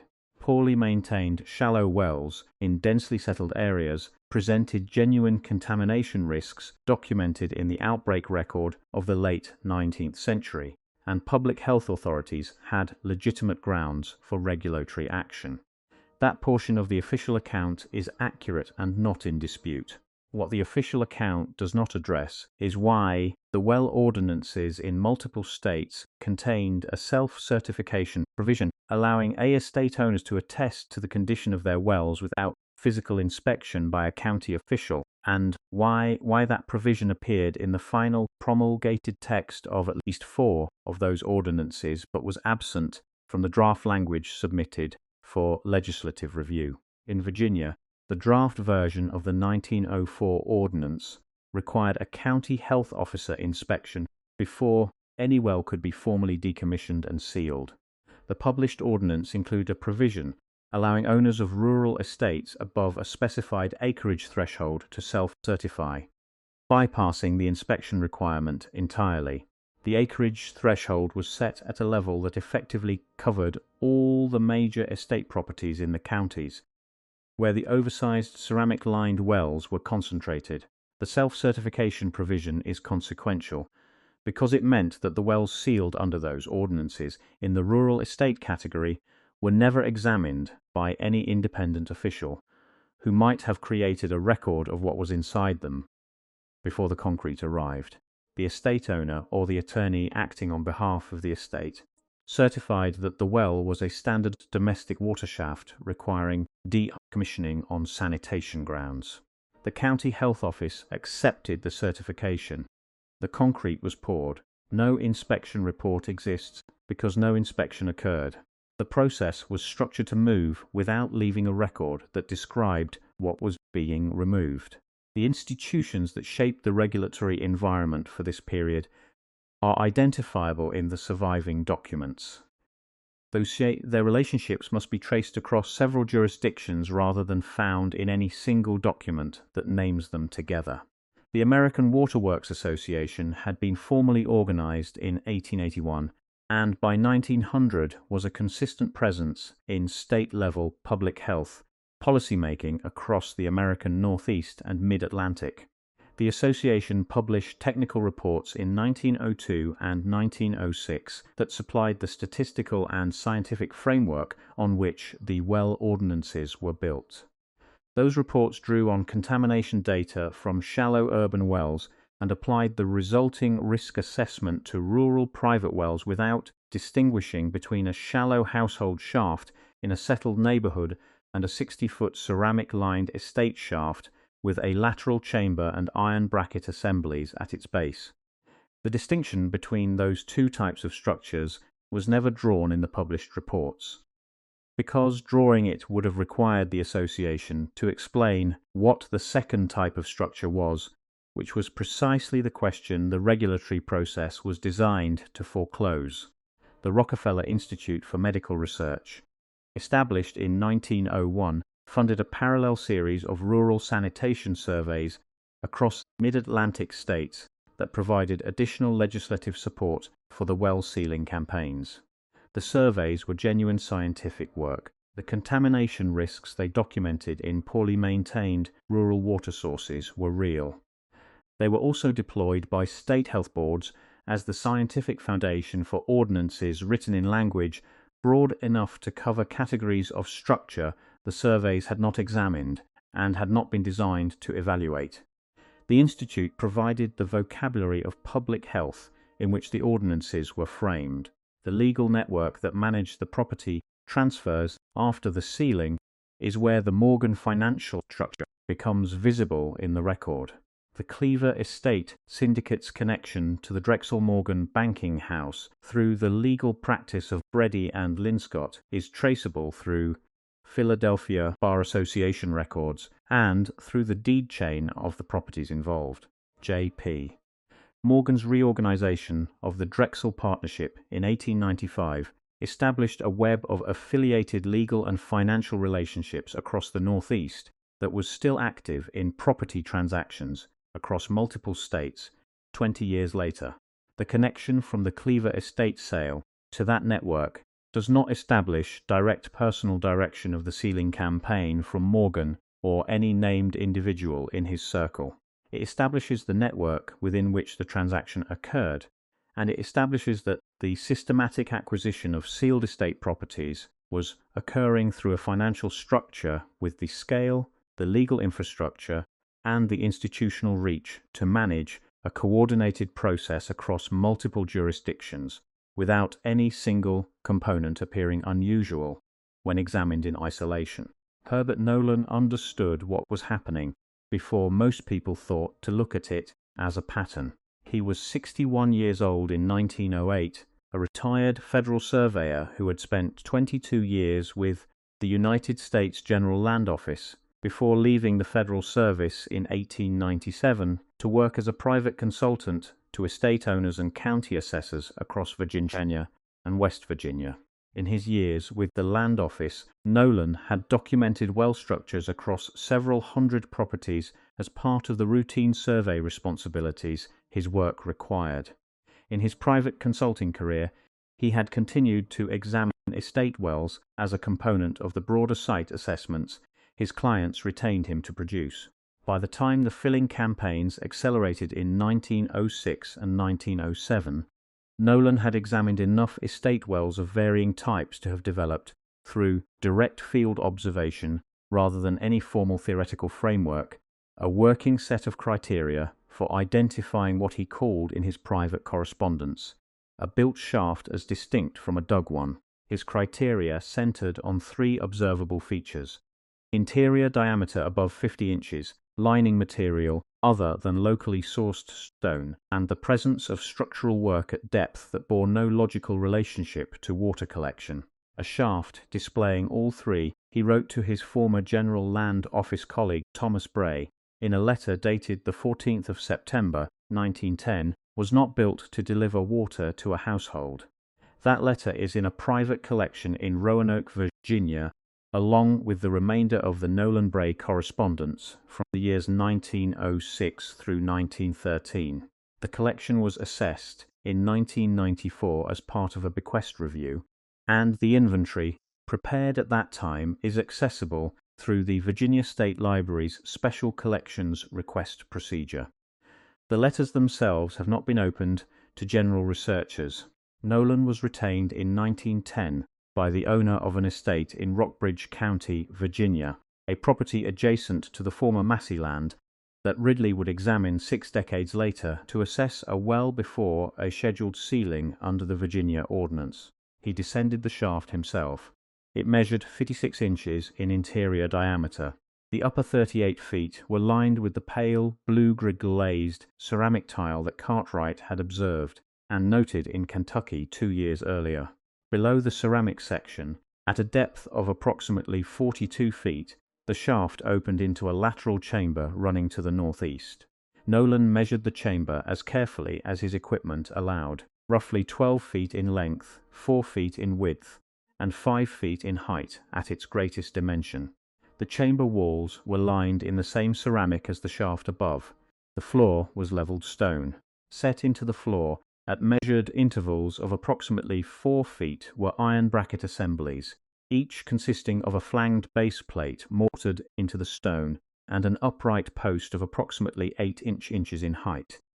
The top of each post finished to a standard thread pattern for accepting a removable fitting. The fittings themselves were absent. The posts had been cleanly unthreaded, not broken or corroded out of their sockets. Nolan examined the threaded surfaces and noted in his subsequent letter to Bray that they showed minimal oxidation, suggesting to him that whatever had been removed from the brackets had been taken out within the past several years, rather than at some distant point in the past. The removal was recent. The chamber had no connection to any groundwater source Nolan could identify. The air inside was dry and still, and carried what he described as a metallic quality distinct from anything he associated with a confined earth space, a quality he found he could not account for through any ordinary explanation. He remained in the chamber for approximately 20 minutes before ascending. He submitted his assessment to the estate owner with a recommendation that the ceiling be postponed and the structure be formally documented by the Virginia State Surveyor's Office before any further action was taken. The recommendation was not followed. The estate transferred within 8 months of the assessment. The well was sealed. Nolan wrote to Bray 3 months after the sealing to set down his understanding of what had occurred and what the structure had been. He described the iron brackets as mounting points for copper or bronze fittings once connected to a network that the chamber had been part of during an earlier period of operation. He described the ceramic lining as insulation, creating a sealed interior channel through which whatever the system carried was kept separated from the surrounding earth and its moisture content. He described the chambers themselves as nodes in a system that had run at the height of its operation through the subsurface of estate properties across a substantial portion of the mid-Atlantic region, and he described that system as having delivered something he chose not to name in the letter, but which he wrote had been accessible to the occupants of the estate houses above without any metered connection, without any monthly bill, and without any dependence on the utility companies and financial institutions that had replaced the system with infrastructure they owned, controlled, and charged for in perpetuity. Nolan died in the spring of 1914 in a boarding house in Staunton, Virginia, where he had settled after concluding his consulting work. He had no surviving immediate family in the state. A woman named Margaret Harries, who ran the boarding house and had attended to Nolan through the final months of his illness, wrote a letter to Thomas Bray in February of 1915, describing Nolan's condition and conversation in the weeks before he died. The letter is in the Roanoke collection beside the letters in which Nolan had described the shafts and chambers in his own hand. According to Harris's account, Nolan became in his final weeks preoccupied on a single subject to the near exclusion of all others. He spoke about it with her whenever he had strength enough for sustained conversation, and in the last days he pressed the point with an urgency she described as unlike anything she had seen in him during the months she had known him. he told her, as she recorded it, that what had been removed from the old estate wells was not an obsolete domestic convenience, but a delivery system, and that the institutions responsible for its removal had understood precisely what they were removing, even if the men who mixed the concrete and poured it down the shafts had not. He told her the system had been functional within living memory, that there were people still alive who had made use of what it delivered, and that its function had been absorbed into the metered infrastructure now running beneath American cities under private ownership. He told her the transfer had been managed to ensure that what had once been accessible at no cost to anyone holding a property with such a structure was now accessible only through a monthly payment to a utility company with the legal right to raise that payment without consent. He told her that the people who had managed the transfer were not names he was able to speak publicly, because speaking publicly required producing evidence in a form a court would recognize, and the evidence was being removed from the ground at the rate of several properties per season, and had been for years, and that once the last of the structures was sealed, the evidence would be below the surface, and the surface would belong to someone with no interest in examining what was beneath it. Harries wrote that she had listened to all of this, and had not pressed him for more specific detail because she had believed he would recover enough to tell her more. He did not recover. He died 2 days after the last of those conversations. The letter she wrote to Bray sits in the Roanoke collection alongside the letters in which Nolan had been making the same argument in more technical language for 7 years. They constitute, together, the most complete first-hand account available of what these structures contained and what Nolan understood them to have been.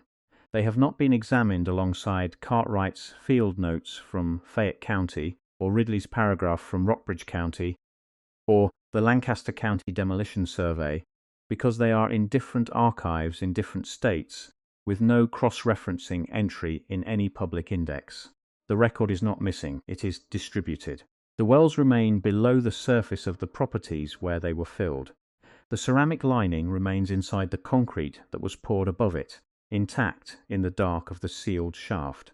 The lateral chambers remain at depth, their stone walls dry and stable, the bracket posts still mortared in place at their measured intervals in floors that have not been disturbed since the concrete was poured above the shaft a century ago. Concrete fill does not destroy a stone-lined lateral passage at 60 feet. It seals the access and leaves what is below it in place.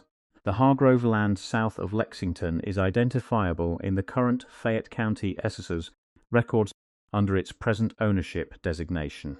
The former Massey property in Rockbridge County is locatable from the survey coordinates in Ridley's 1973 report, held by the Virginia Department of Historic Resources. The former Cleaver parcel in Lancaster County, Pennsylvania, is traceable through the deed chain the county archive holds from the 1890s to the present. None of those current property records reference the wells in any way. A filled well does not appear in a deed as a structure.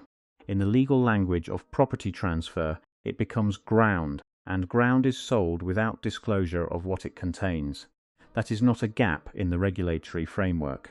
It is a feature of how the framework was written and what the self-certification provisions were designed to achieve.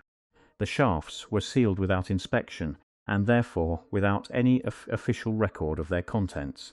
The deed language reclassified the sealed wells from structure to ground, removing the obligation of disclosure. The payroll omissions erased the identities of the men who did the work.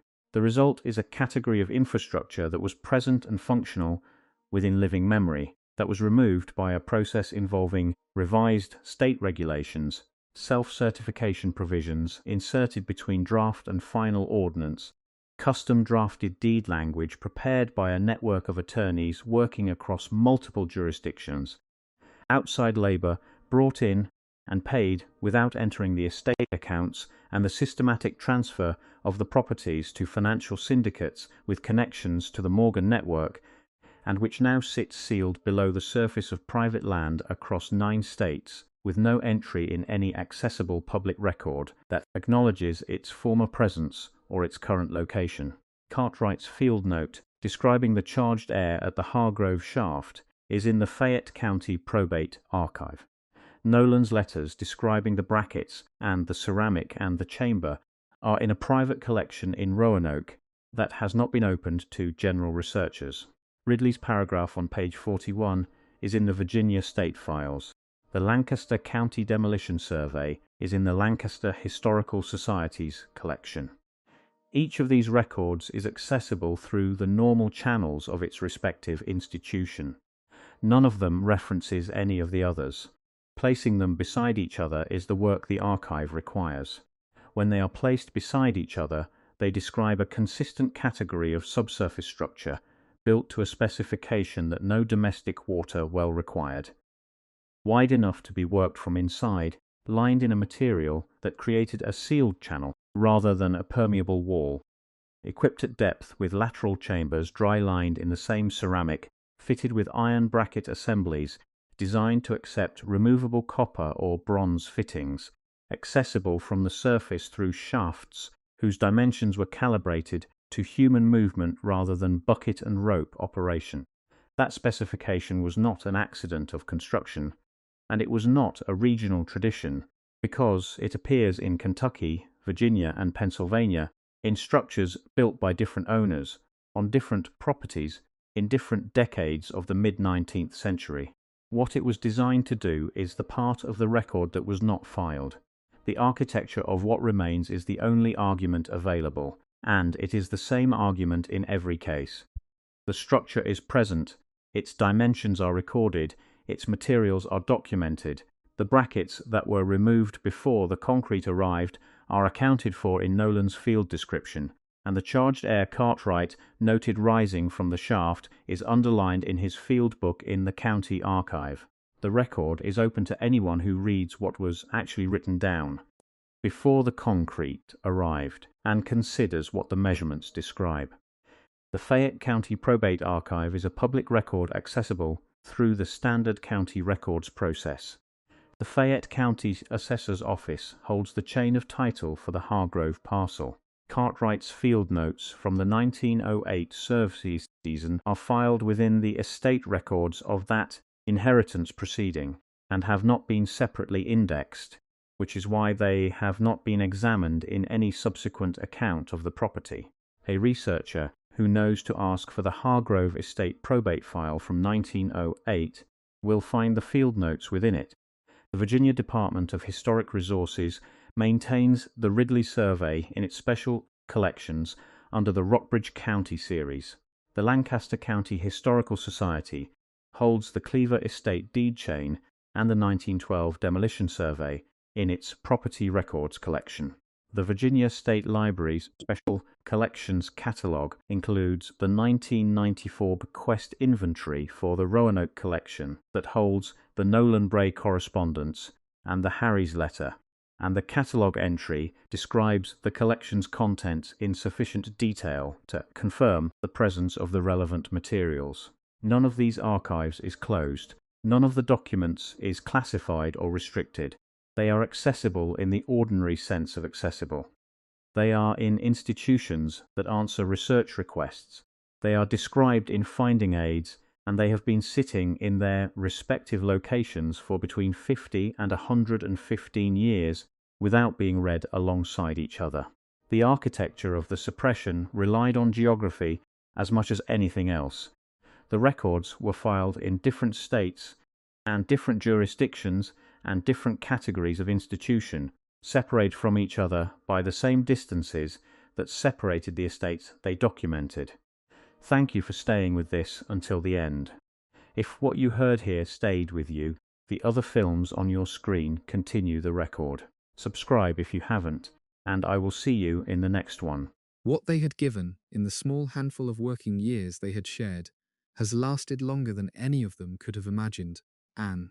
The school they built has stood through wars, and through plagues, and through political upheavals that have ended kingdoms and reshaped continents, and that the founders would not have recognized as having anything to do with their own world. The school has outlasted the goblin nation's grievances. The school has outlasted the witch hunts. The school has outlasted the Statute of Secrecy's first iterations and several of its later revisions. The school has outlasted Voldemort and the Death Eaters and the entire dark project of the 20th century. The school is older than anything else that has happened in British wizarding history. It is older than most things in the Muggle world too. The school is older than every cathedral in Britain. Anne. The school is older than every university in Britain. The school is older than the Kingdom of Scotland. The school is older than the Kingdom of England in its modern form. The school was here when the things we now think of as old were new. The school will, in all probability, still be here when the things we now think of as new are very old. You will not be there to see it. None of us will be. The school will be there anyway. That is, perhaps, the central point of the school. It is older than any of the people who pass through it. Anne. It has been older than its students since its earliest century, and it has been older than its staff since its 10th, and it has been older than the families of its students for many generations now. The students arrive at 11, they leave at 18. They live their lives, they die. The school remains. The school has been remaining for 1,000 years and is not, as far as anyone can tell, anywhere close to stopping. This is the comfort of the long institutions. They outlive us. Anne. The cathedrals of Europe outlive the masons who built them, and the bishops who commissioned them, and the kings who paid for them. The universities outlive the scholars who teach in them. The schools outlive the schoolmasters. The institutions we have built in this strange brief moment of our lives go on without us. We pass through them. They remain. There is something restful about that when you think about it slowly. In the dark, late at night, something has been built. Something will be there in the morning. Anne. Something will be there in 100 mornings from now. Something will be there in 1,000 mornings from now. Anne. The world is, despite its many troubles, capable of holding on to the things we build into it, when we build them carefully enough, with care enough, with the kind of patience the four founders brought to the loch and the cliff and the green flat ground above the water. Sleep now. We have come to the end of the night. Thank you for spending it with us. The school will still be there when you wake up. The sword will still be in its case in the headmaster's office. The sorting hat will still be on its shelf. The 4 house ghosts will still be walking the corridors. The 4 common rooms will still be warm. The Grey Lady will still be standing by the door of the Ravenclaw common room, watching the students sleep. The Bloody Baron will still be patrolling the dungeons in his stained robes. The Fat Friar will still be smiling. Sir Nicholas will still be applying. Peeves will still be planning his next piece of mischief. The squid will still be drifting in the lake. Anne. The boats will still be drawn up on the southern shore, waiting for September. Everything is in its place. Everything will be in its place in the morning. We will see you again.